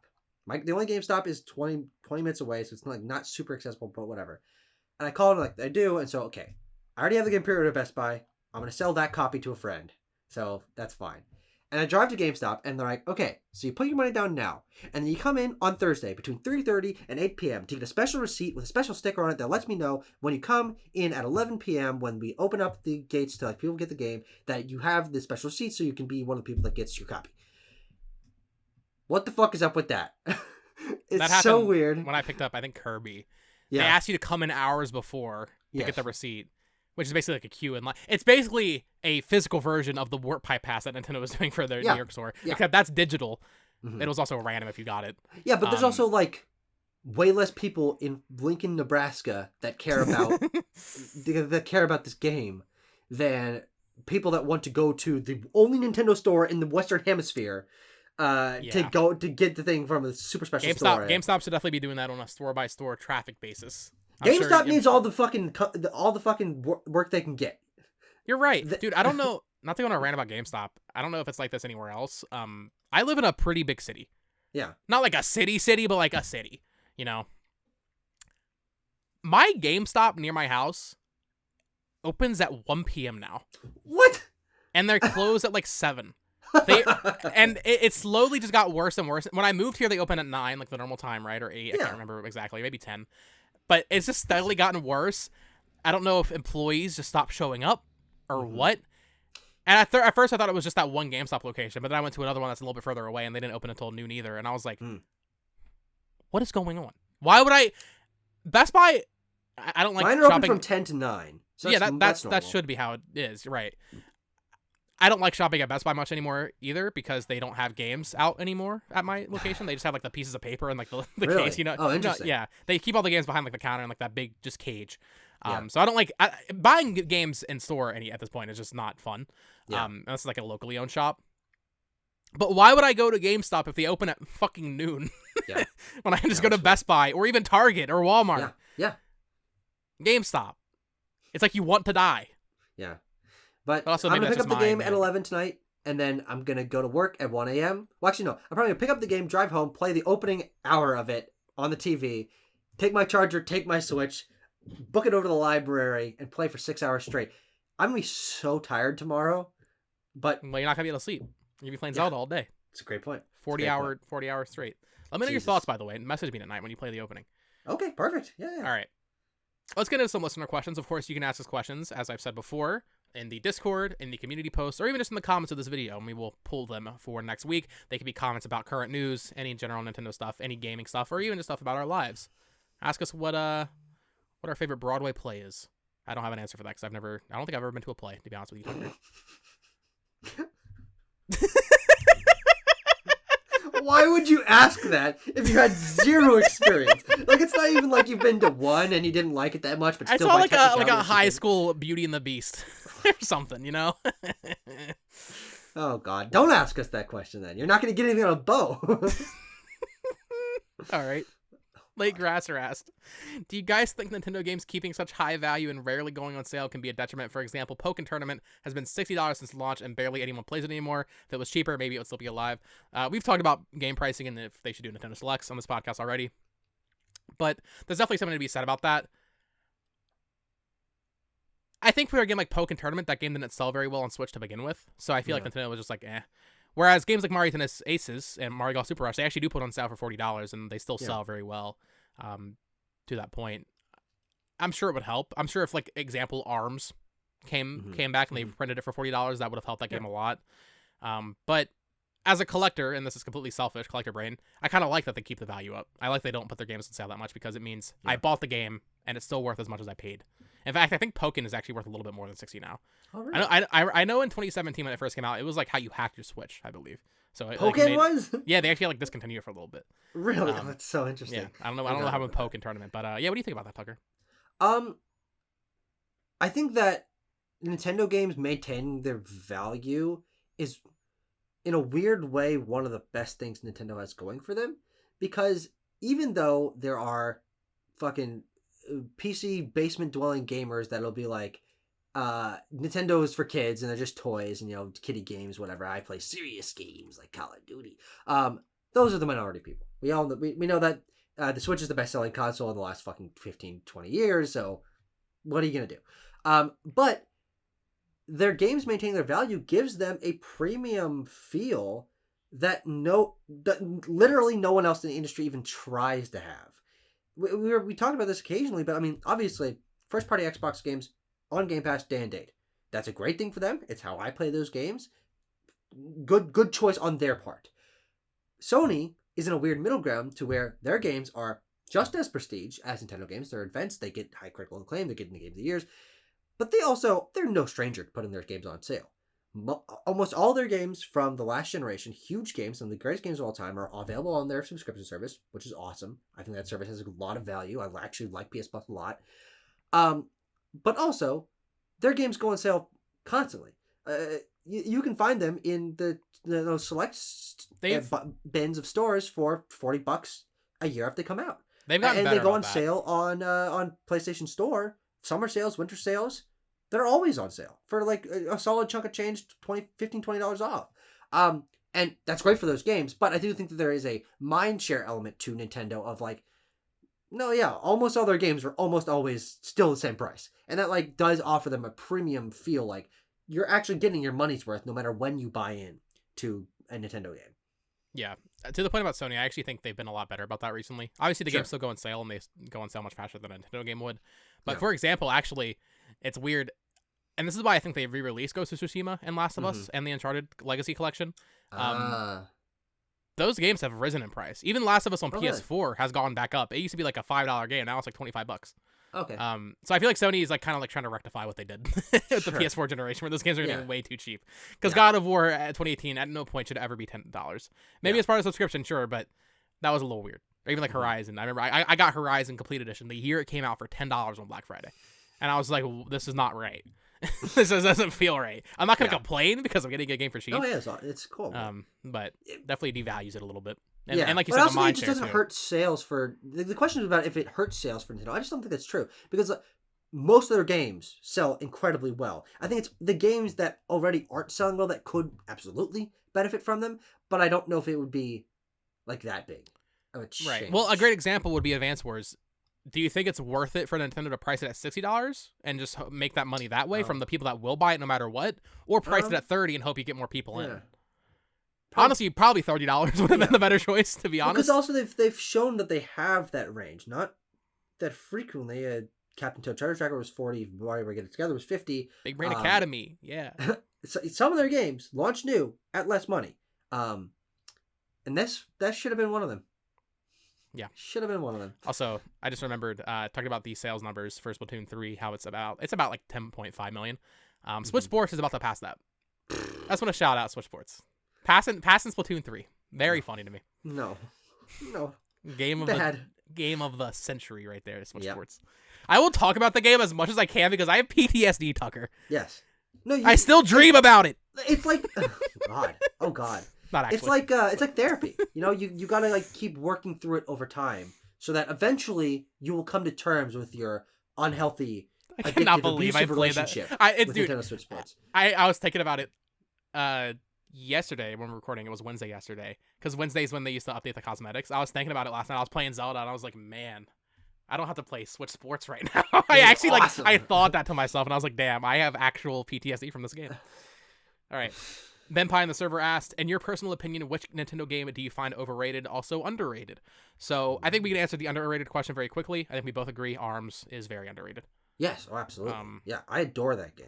yeah, I really do think that in terms of modern Nintendo, like really feeling like a full Nintendo idea, putting a spin on a genre, having a full world and characters, and they were gonna release a fucking Dark Horse graphic novel, and then it never came out, and that's I one of know. the biggest I disappointments of my know. entire life. Um, Everything about that game is just so high quality. I think it's still one of the best looking Switch games. It's got this really nice sheen. The lighting engine is awesome. The textures are really great. One of the best soundtracks. The cast of characters, everything about ARMS is, I think, personally top tier. It's one of my favorite games of all time. But it just doesn't have that much in it. It's bare bones. It was helped by post-launch, like solid post-launch content, pretty good post-launch content. Dude, the party but not crashes enough. were awesome. Yeah, party for crashes. that game. Yeah, I love that. and adding another 5 characters and the badge system and all that. That game is I think a good value for people that get into it since the 8 months after it finished updating. But if they had launched it with a real story mode and a slightly bigger cast of characters, I think we could have another Splatoon in our hands. But they just didn't, and I just don't think it'll ever get another chance. And yeah, You don't think so? I think they'll make another one. you will see me actually pee my pants if I that just happens. I know it isn't real evidence, but why the fuck did they put Min in Smash? It doesn't make Yeah. any sense, bro. Yeah. And that was years after. At that point. Obviously, Why'd they you had put planned the Little Mac in DLC. Smash? Well, at least Punch Out has some sort of relevance to like Nintendo's history. Yeah. Arms has nothing right now No. going for it. So yeah, I think we're both in agreement about that. And I think we're probably also both in agreement about Nintendo game that we find overrated. So Tucker, this year, we already talked about it a little bit. Metroid Prime came out. Yeah. I have tried to play Metroid Prime in the past in my youth. Mm-hmm. I was 7 when Metroid Prime 3 came out, and my brother got it, and I was trying to play that, and I thought it was fine. Metroid Prime 3, Metroid Prime 2, I'd also tried to play when I was young, but I don't really remember that much from it. But Metroid Prime 1, finally sitting down and playing through it on Switch. That port itself, Retro did an incredible job with. Yeah, I will not dispute that. But the game itself, I don't think is that good. I think Metroid Prime is one of the, and honestly, this could not even be a Nintendo question. I think Metroid Prime is probably the most overrated game of all time. I cannot believe this game is reviewed so highly, especially today. Maybe in the lens of playing it in 2001 or 2002, whenever it came out. Nintendo's first FPS, reinvented a genre or the series. But here's the thing: Halo was out, and I know it's a different game. But if you want to look at it from the lens of a Nintendo FPS, there are better FPSs. If you want to look at it from a lens of a first-person exploration game, there are better first-person exploration games. And I said this in my review for the game, and a lot of people didn't agree with me, and that's fine. I love 2D Metroid. That's one of my favorite Nintendo things. Metroid Fusion and Metroid Dread are some of my favorite games of all time. I love both of those games as well. Right. Retro took 2D Metroid and just made it 3D and did nothing else to adapt it or make it work. Yeah. The combat in this game is not fun. When you run into the swarms of enemies and it's in your face, and 2D Metroid that works is you can just blast them real quick. Right. Look back up and there, boom, boom, boom. In Metroid Prime, it turns into an on-rail shooter, and it's not fun. The backtracking in this game, I've heard, is only worse in 2, I believe. Yeah. But the backtracking in this game is horrible. And to its credit, you can say the backtracking in 2D Metroid isn't great either, but it's fast. This game is not fast. This is a slow-ass game. And for a lot of people, that's fine. But I've always played 2D Metroid fast. And that's clearly how they want you to play it. Look at Metroid Samus Returns and Metroid Dread. Those games are designed to be played fast with the counter and, all that. So Metroid Prime, maybe for its time, was very good and revolutionary. But the fact that even this remastered reviewed, I think it's also at a 97 on Metacritic. It's in the 90s at least. I would give this game like a 7, to be honest. And that's still good. I still think it's a fine game, but it's nowhere near like top of Nintendo's list, top of gaming list, like not even close. Yeah, we are so in the minority of this one. It's like terrifying. It's scary. It's scary. You and I have found a kindred spirit in one another, and I remember when I scrolled back up through our DMs to read what I said while I was like working my way through the first bit of the game, which I didn't finish. I've tried Metroid Prime twice. Oh, you didn't finish it? I know you got close. No, I didn't get close. Oh, you didn't? I probably get 4 or 5 hours into the game. Or actually, I don't. It's like, that's a decent amount of it. That's more than half. Yeah, I don't know. I played a good chunk of it. I have given this game a concerted effort twice, and I did not enjoy either time. And I was able to crystallize my issues with it on the second time. My messages to you read as follows. I played a few more hours of today on the plain as God intended Metroid Prime to be experienced. I'm not gonna lie, first person platforming is not that fun. Samus's momentum sucks, or lack thereof. I think her momentum in Prime is just like so unsatisfying, and the combat isn't that exciting, as you talked about, and the levels are just okay. Having to beat the enemies as they respawn, I know where they are, so it's just not fun. I don't know. I just don't get it. I don't think that game is very fun. And it's like disappointing. It's like disheartening to me. Like, I feel like there's something like wrong with me that I don't get it, and I want to. I want to so hard, but I think that the game has genuine flaws that keep it from being a very compelling, fluid experience that apparently everyone else sees it as. But I just do not agree at all. That's a really frustrating thing for me too. Obviously, we're both young, and we get a lot of shit because of that. Yeah. Usually, and this, I got a lot of comments like this on my video for about this game when I said I don't love it. Instead of actually having a constructive conversation about it, people are just like, "Oh, you're young, you don't understand." Yeah, yeah. But we come from a different generation. We have a different perspective, and our perspective is that the game is not that good. Yeah. And that there's real reasons for that. It's not like we're just saying it because we're stupid or something. Yeah. We have real we're experienced reasons. with game design. We're experienced with, yes. We're confident in our criticism and presenting it. I don't know. There are highlights to the game. I think the boss fights are really fun, and I've heard they only get better cool. throughout the series. I think the music is great. I think the atmosphere isn't quite what I want out of Metroid because I don't. Like I said, I think the port job Retro did is very good for what they had. I don't think this game is even that visually interesting, to be completely honest. It is quality. It's probably the best like on a technical like texture level, one of the best Nintendo games that's ever been put out. But the art direction. I agree. Yeah, no, I just think it's and I'm paying my hand here. I like Metroid. I like every Metroid game I've played except for Prime. I don't think Metroid in general has the best art direction. I think it's an alien world. It's fine. There's like nothing wrong with it, but it doesn't like jump out at me. It's one of my favorite, like most unique. But Prime is one of my issues. But we don't need to shit on Metroid or Prime too much. But I think there are other examples of overrated and underrated Nintendo games. Big underrated one for me, Yoshi's Crafted World. I adore that agree. game. That game's easily the best Yoshi game. I think it's close to Woolly World, but people say, "Oh, Woolly World's way better than Crafted World. Crafted World wasn't that great." I completely disagree. Crafted World was awesome. Yeah. Crafted World, also one of the best looking Nintendo games. The fucking texture work on the environment there, like all looking like real nice and crisp and looking realistic. I'm like, oh, that's awesome. I think it has one of the best collectible systems I've ever experienced in a game. There's so much hiding around every corner. The levels feel so concise. They're so varied. I mean, every fucking level in that game has like 3 different themes in it, and they never repeat, and it's awesome. And there's like set pieces, and they're always reinventing itself, and it's just so chock full of just creativity and fun. I think the game is phenomenal. I really love that game. Yeah, I completely agree. I'm trying to think of other examples of underrated Nintendo games. I think there's a lot of games that are. I think people are a little too harsh on some games. I'm not gonna stand up at the bat for Chibi Robo Ziplash ever in my life, but I think that game gets way too much hate. It's fine. It's just a fine game. It's not like people have like made their entire persona. I hate Chibi Robo Ziplash. It's the worst thing I ever played, bro. It's like a 5 out of 10.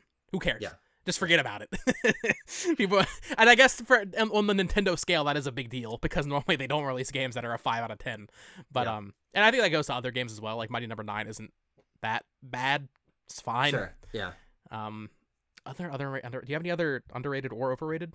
Underrated. I'm looking at my shelf right now. Underrated for me. Oh, overrated. Luigi's Mansion Dark Moon. That game's not very good. I'm not. I bought that. It's on my shelf. I bought it.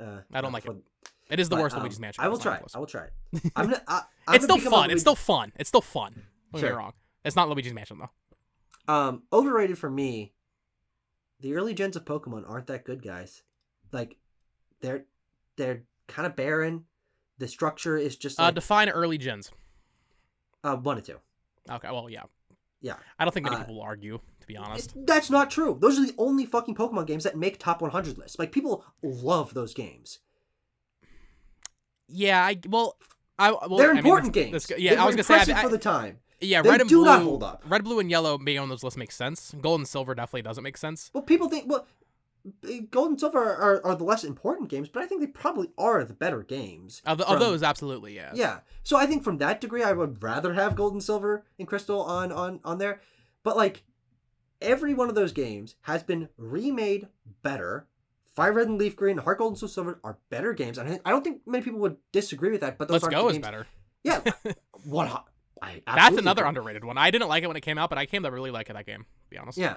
But Pokemon's so fucking weird. It's got its own microcosm of like the Pokemon cycle of like a game. The generation that's sort of 2 generations ago used to be the worst one, and now it's like people are like, oh, actually, it's underrated. There's a whole fucking cycle. But we're currently in the moment of people saying that Gen 6 and 7 are fucking shit, and those are my 2 favorites. Actually, that's also true. They're up there for me. Pokemon X, one of my top 5 favorite games of all time. Sun and Moon, some of the most time I've ever put into a game. I think those games are generally phenomenal. I think I can argue for them from so many fucking angles. But I think those games are criminally underrated for how much better I think they are than, I'm sorry to besmirch them, but like even Gens 3 through 5. I like those games a lot. I think they're great.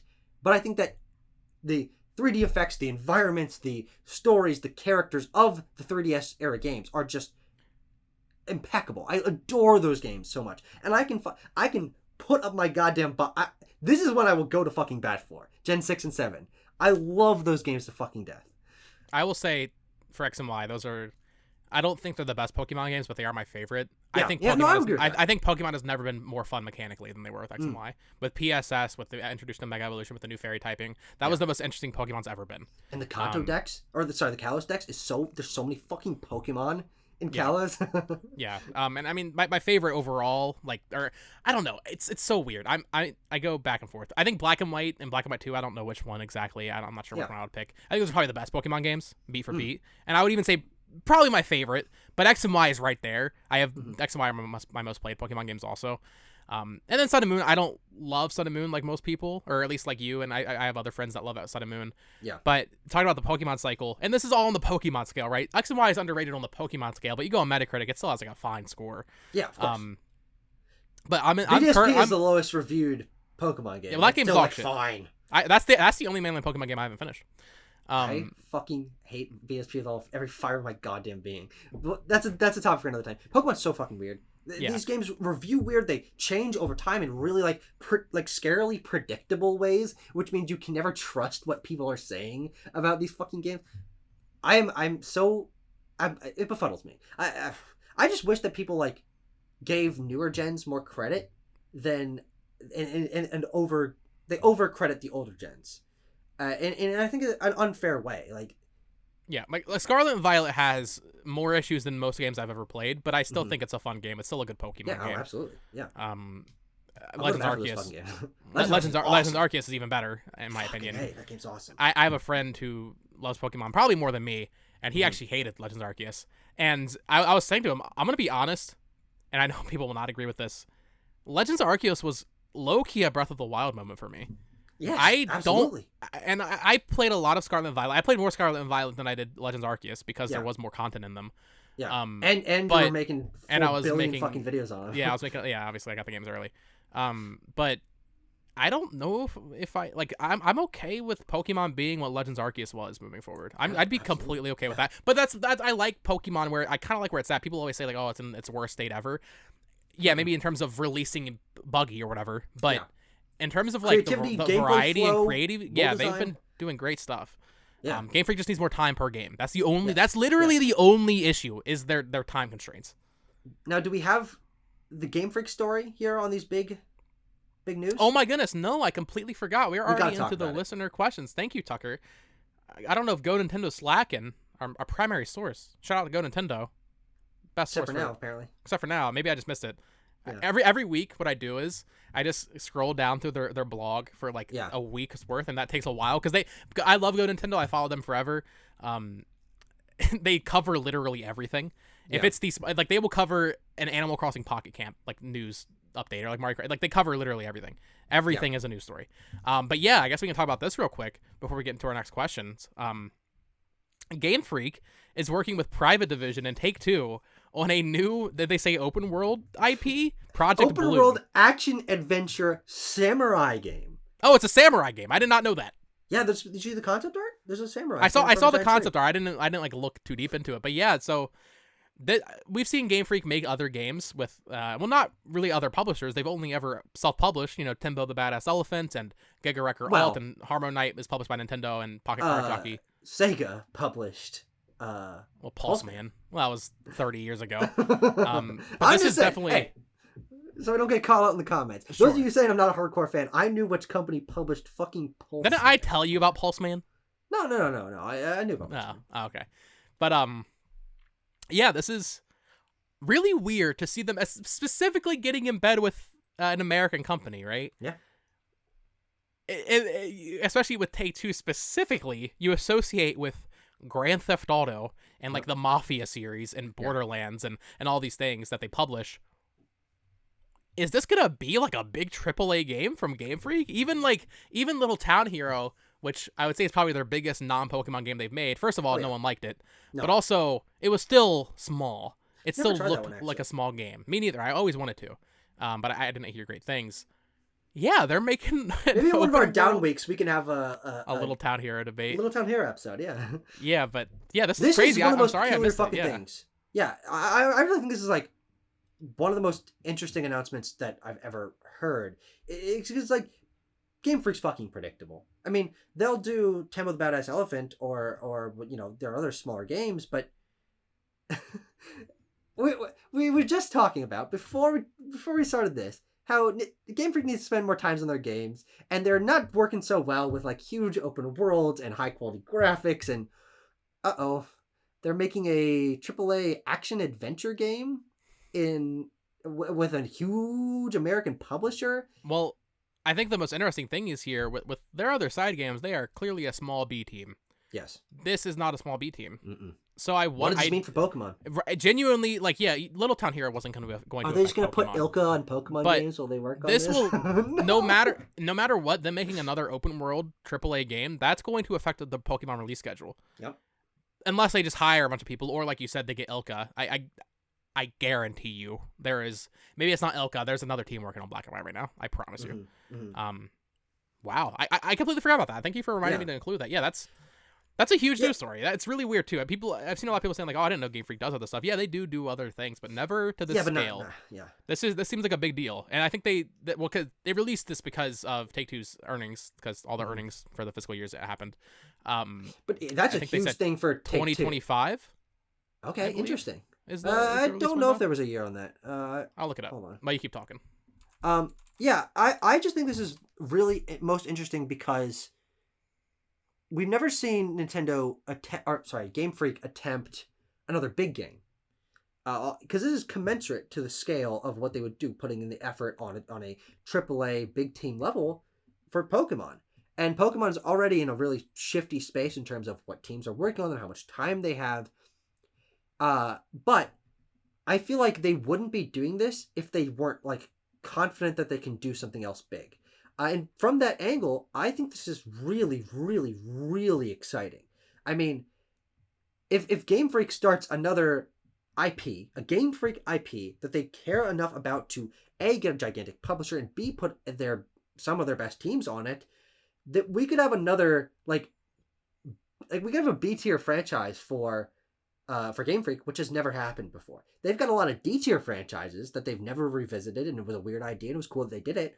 But this could be another like big game, and I will be following every possible fucking nugget of information about this game. Yeah, so it says this new IP, Project Bloom, is expected to launch during Private Division's parent company Take-Two's fiscal year 2026. So this could mean even early 2027 this game is releasing. Gotcha, So it's a ways off, which you would expect from an announcement like this. Mm-hmm. It's obviously probably just now starting development, early concepts.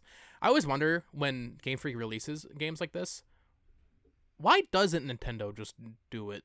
Like Timbo the Badass Elephant. Are you telling me Game Freak couldn't get funding from Nintendo for that? Mm-hmm. It's always a little weird to me. But this is definitely something we'll be keeping an eye on, just because Game Freak is so closely related to Nintendo.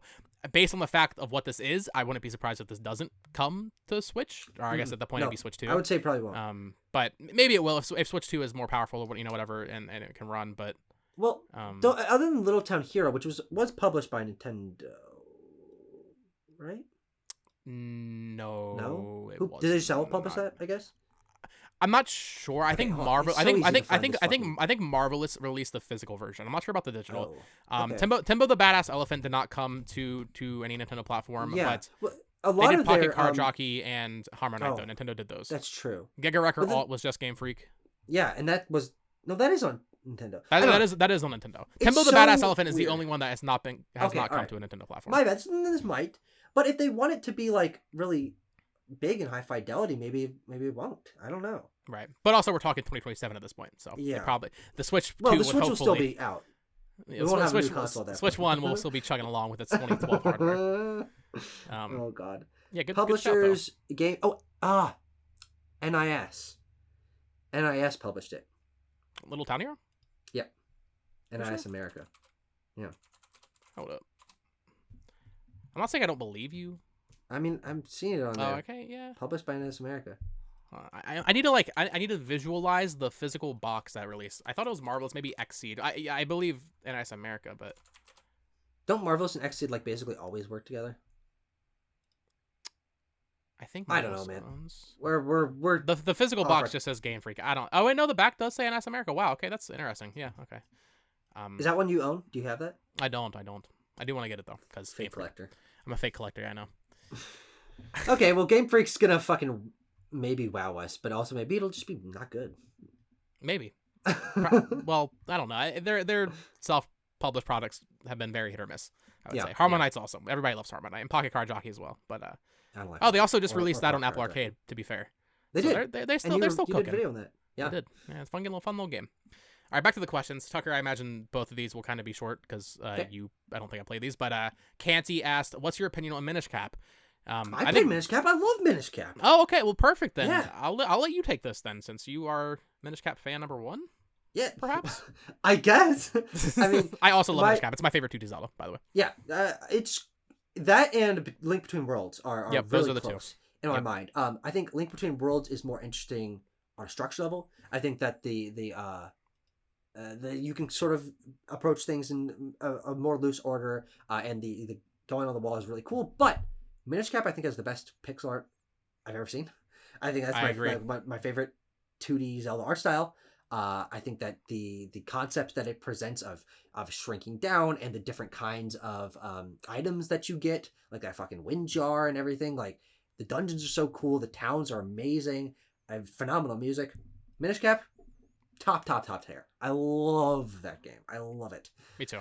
I completely agree with everything you said. I would need to replay it. I haven't played it since I was like 14, but I love that game. I think I remember it being kind of short. I think that's a complaint people have. But it's reasonable length. I'm fine with short games.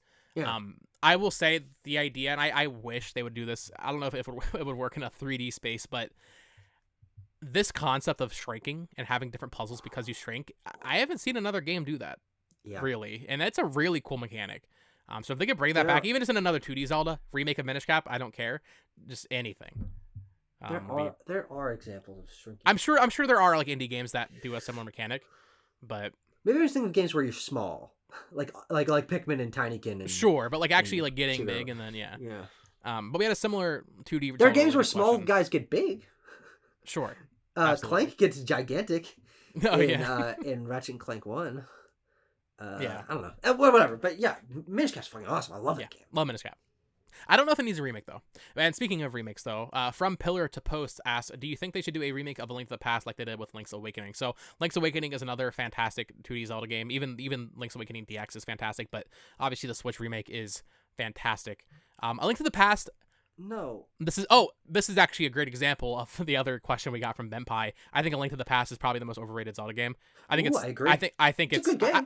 I haven't played either Oracle games or Neither have I. Those are coming though. and I haven't coming to beat. the Yeah, other side. I was hoping those would come before Tears of the Kingdom, but they haven't. And I haven't finished Phantom Hourglass of Spirit Tracks, but I played a lot of them. I need to get so- to those.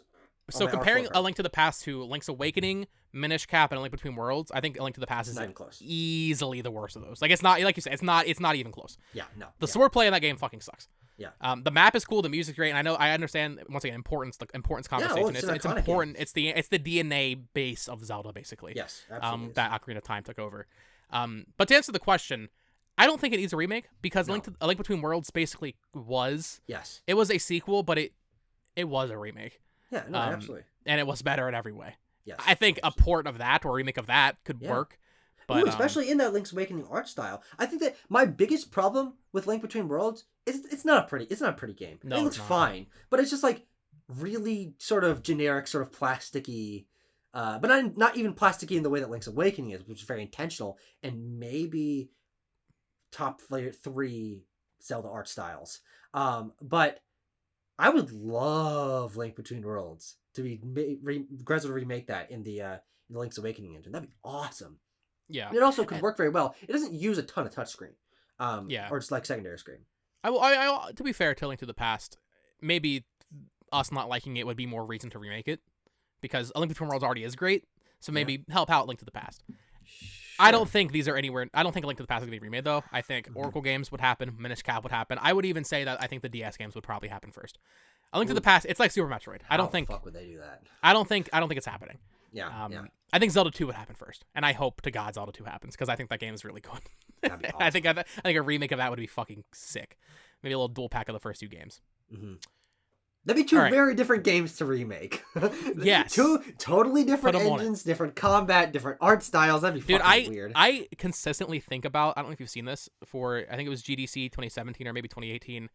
The Breath of the Wild thing. Yes, dude. I want them to release that so bad. I just want to play that and mess around with it. I know it'd be unfinished. I don't care. Release that where you can like burn the bushes and have like the physics in the 2D setting would be so cool. All right, but that's a great concept for a 2D Zelda game. Like make a 2D Zelda game. Yeah. Dude, it's been since A Link Between Worlds since we had the last 2D Zelda game. That's crazy. And Triforce Heroes and Link's Awakening, but that's a remake. Like in terms of the last truly new 2D Zelda game, we had Spirit Tracks in 2009. Yeah. And then even then, it's like, okay, that's a touchscreen one. It's not like classic 2D Zelda. Really? Basically, the last 2D Zelda was Minish Cap. Yep. But really, no, sorry, that was developed by Capcom. The last one was Link's Awakening. Okay. All right. Jesus. Final question from Robert Miller. If you had to pick one game genre to play for the rest of your life, what would it be? Oh, God. And why? This is a loaded question. Okay, my thought process for this, Tucker, right? Yeah. I've said before, if I had to pick one game to play for the rest of my life, I'd pick a Call of Duty game. Do you still agree with that? I would say most likely FPS, and especially if you can pick any FPS. What are your favorite FPS games? Broad thing. I mean, I like Call of Duty. I'm a simple. I don't love games like Fallout. I don't love even arcade games. It's not even really. Those are FPS tangential. Yeah. I mean, there are other FPS campaign games. Doom, Wolfenstein. Sure. Yeah. Doom is a great example too. I love Overwatch Doom. Or Halo. Yeah, there's plenty. There's plenty of options. Yeah. Call of Duty's my baby though. But yeah, Doom and Overwatch, obviously, those are highlights. Well, yeah. Overwatch used to be. Yeah. Even I guess can I cheat and say shooter genre so you can get some third-person shooters in there? Well, you can Fortnite probably has cheat the first-person mode. mode. It's true. But I mean, like, GTA genres are so weird. Yeah. GTA has a first-person mode. Does that count? And there are guns in that game. Yeah. Yeah. You can play Metroid Prime. Oh, thank God. So it'd be a genre like that, or even something like if I, wanted to torture myself. I'm not great at these games as I discussed earlier, but like fighting games or something. Really have to settle down and learn. There's such a great variety of fighting games. I would never get tired of like which ones to play. There's plenty of options. Or could you just say adventure game? Now that I think is too vague to say. It's an adventure game. There are two competing in my mind right now. Number one, I think the genre that I most consistently like is third-person action-adventure games. Your Sony Uncharted. first-party games, FromSoft games, even to an extent. But I think the answer would probably be like open-world RPGs, because I do feel like those have the most longevity. Like, if you're giving me Tears of the Kingdom, Xenoblade, Skyrim, Elden Ring, like, those games I can play for such a long time if I had to be forced to. Like, if there was nothing to distract me from really digging into all these gigantic games, Final Fantasy 15, 16, like, all the Fallout games, like, I could really spend so much time in those games. The reason I don't play a ton of them, and the reason I don't finish about half of the ones that I start, is because I like variety. I like going to something else and mixing in longer games and smaller games and stuff. But if I had to play one genre of games, those games offer, I think, pound for pound, the most to do. And also because they are so long, it's like looping back on them offers some replay value. You know, I've played a bunch of these games for 5 years. Restart the cycle. Oh, I haven't played this game in 5 years. Oh, hell yeah. I can go back and try Skyrim again, whatever. I think that would probably be the most, like, balanced in terms of... I would still probably get tired of it, but I think it would be the hardest to get tired of because the gameplay loop is so extended. A fighting game gameplay loop is a 3-minute match. So for me, I think that would be one of the ones I would least gravitate towards in terms of it getting tiresome too quickly. But yeah, probably open world RPG sort of games. Yeah, thinking about it more, I'll be honest, I did not think about this question too much before reading it. Yeah. My first pick would definitely be first-person shooters just because of multiplayer. However, thinking about it from a single-player aspect, JRPGs. I mean, come on, just the length, the variety. Xenoblade is not like Octopath, which is not like Kingdom Hearts, but they all would apply. So, and from that lens, definitely JRPGs. Tucker, it has been 3 hours. This is by far our longest podcast. So, do you have any closing thoughts, my friend, before we end off here? I'm gonna play Tears of the Kingdom tonight, and I can't wait. I've been feeling the excitement so hard that I feel it in my bones. I'm like, when I think about this game, I'm like, I'm going to be playing this game, and my body tingles. And I've been trying to explain this feeling and why I'm so excited about it to my girlfriend, who couldn't name a Zelda game, who didn't know this game came out. She barely knows what a Switch is. She's not a video game person at all. And I've told her, look, this weekend, you can be at my house if you want, but I'm going to be playing this game. And I love you, and we can spend time together next week, but I gotta, for the first few days, I gotta make this my thing. And this is in my top 5 most anticipated games of all time, easily. Up there with Smash Ultimate and Elden Ring, and Sun and Moon was one of my most anticipated. I'm so jealous of you that you got to be in on this early, but I'm able to be in the community of it and experience it alongside everyone else, which I'm very excited for. And also that will give us 2 very different perspectives when we're talking about this game. You'll have full context of the game, and you'll be able to sort of work me through my journey through it. I'll be able to share specific stories of what I experienced that day or 2 days ago or whatever. And you'll be like, I fucking got my 7,000th Korok seed. I'm like, oh geez, I've only got 50. That's crazy. It's gonna be really, really, really fun to talk about this game, presumably for the next month. I mean, I assume that it's gonna take me 3 or 4 weeks to really experience this game. Yeah, and I mean, I'm still plowing through it as well. Yeah. There's still plenty for me to discover and do, and videos to make. Yeah, and like you said, the community aspect. I'm excited to see what people do. I said this in a couple of videos. I'm so excited to see how speedrunners handle this game. Oh yeah. Because of the way the story is structured, I don't think it's gonna be quite as simple as Breath of the Wild. Let's put it that way. And that's a very simple game. Yeah, simple. Yeah, Breath of the Wild is a very basic, blueprint for what this is. But with that said, folks, thank you so much for watching. Of course, subscribe here so you don't miss any episodes of the Nintendo Select podcast. Follow us on Spotify and rate us there. We would very much appreciate it. We're still working on Apple Podcasts. And by working on it, I mean I just haven't done it yet. And leave us questions for next week in the comments down below. Of course, you can follow me on Twitter at BoTalksGames. You can follow Tucker on Twitter at Tucker Hazel, as the name's there. But also on his channel, Backlog Banter and Backlot Banter for movies. Yes. So yeah, thank you all for watching. Bye-bye. He did. I did the class just for you, Tucker. Just for you. Yes, Just for you. Yes. See you guys.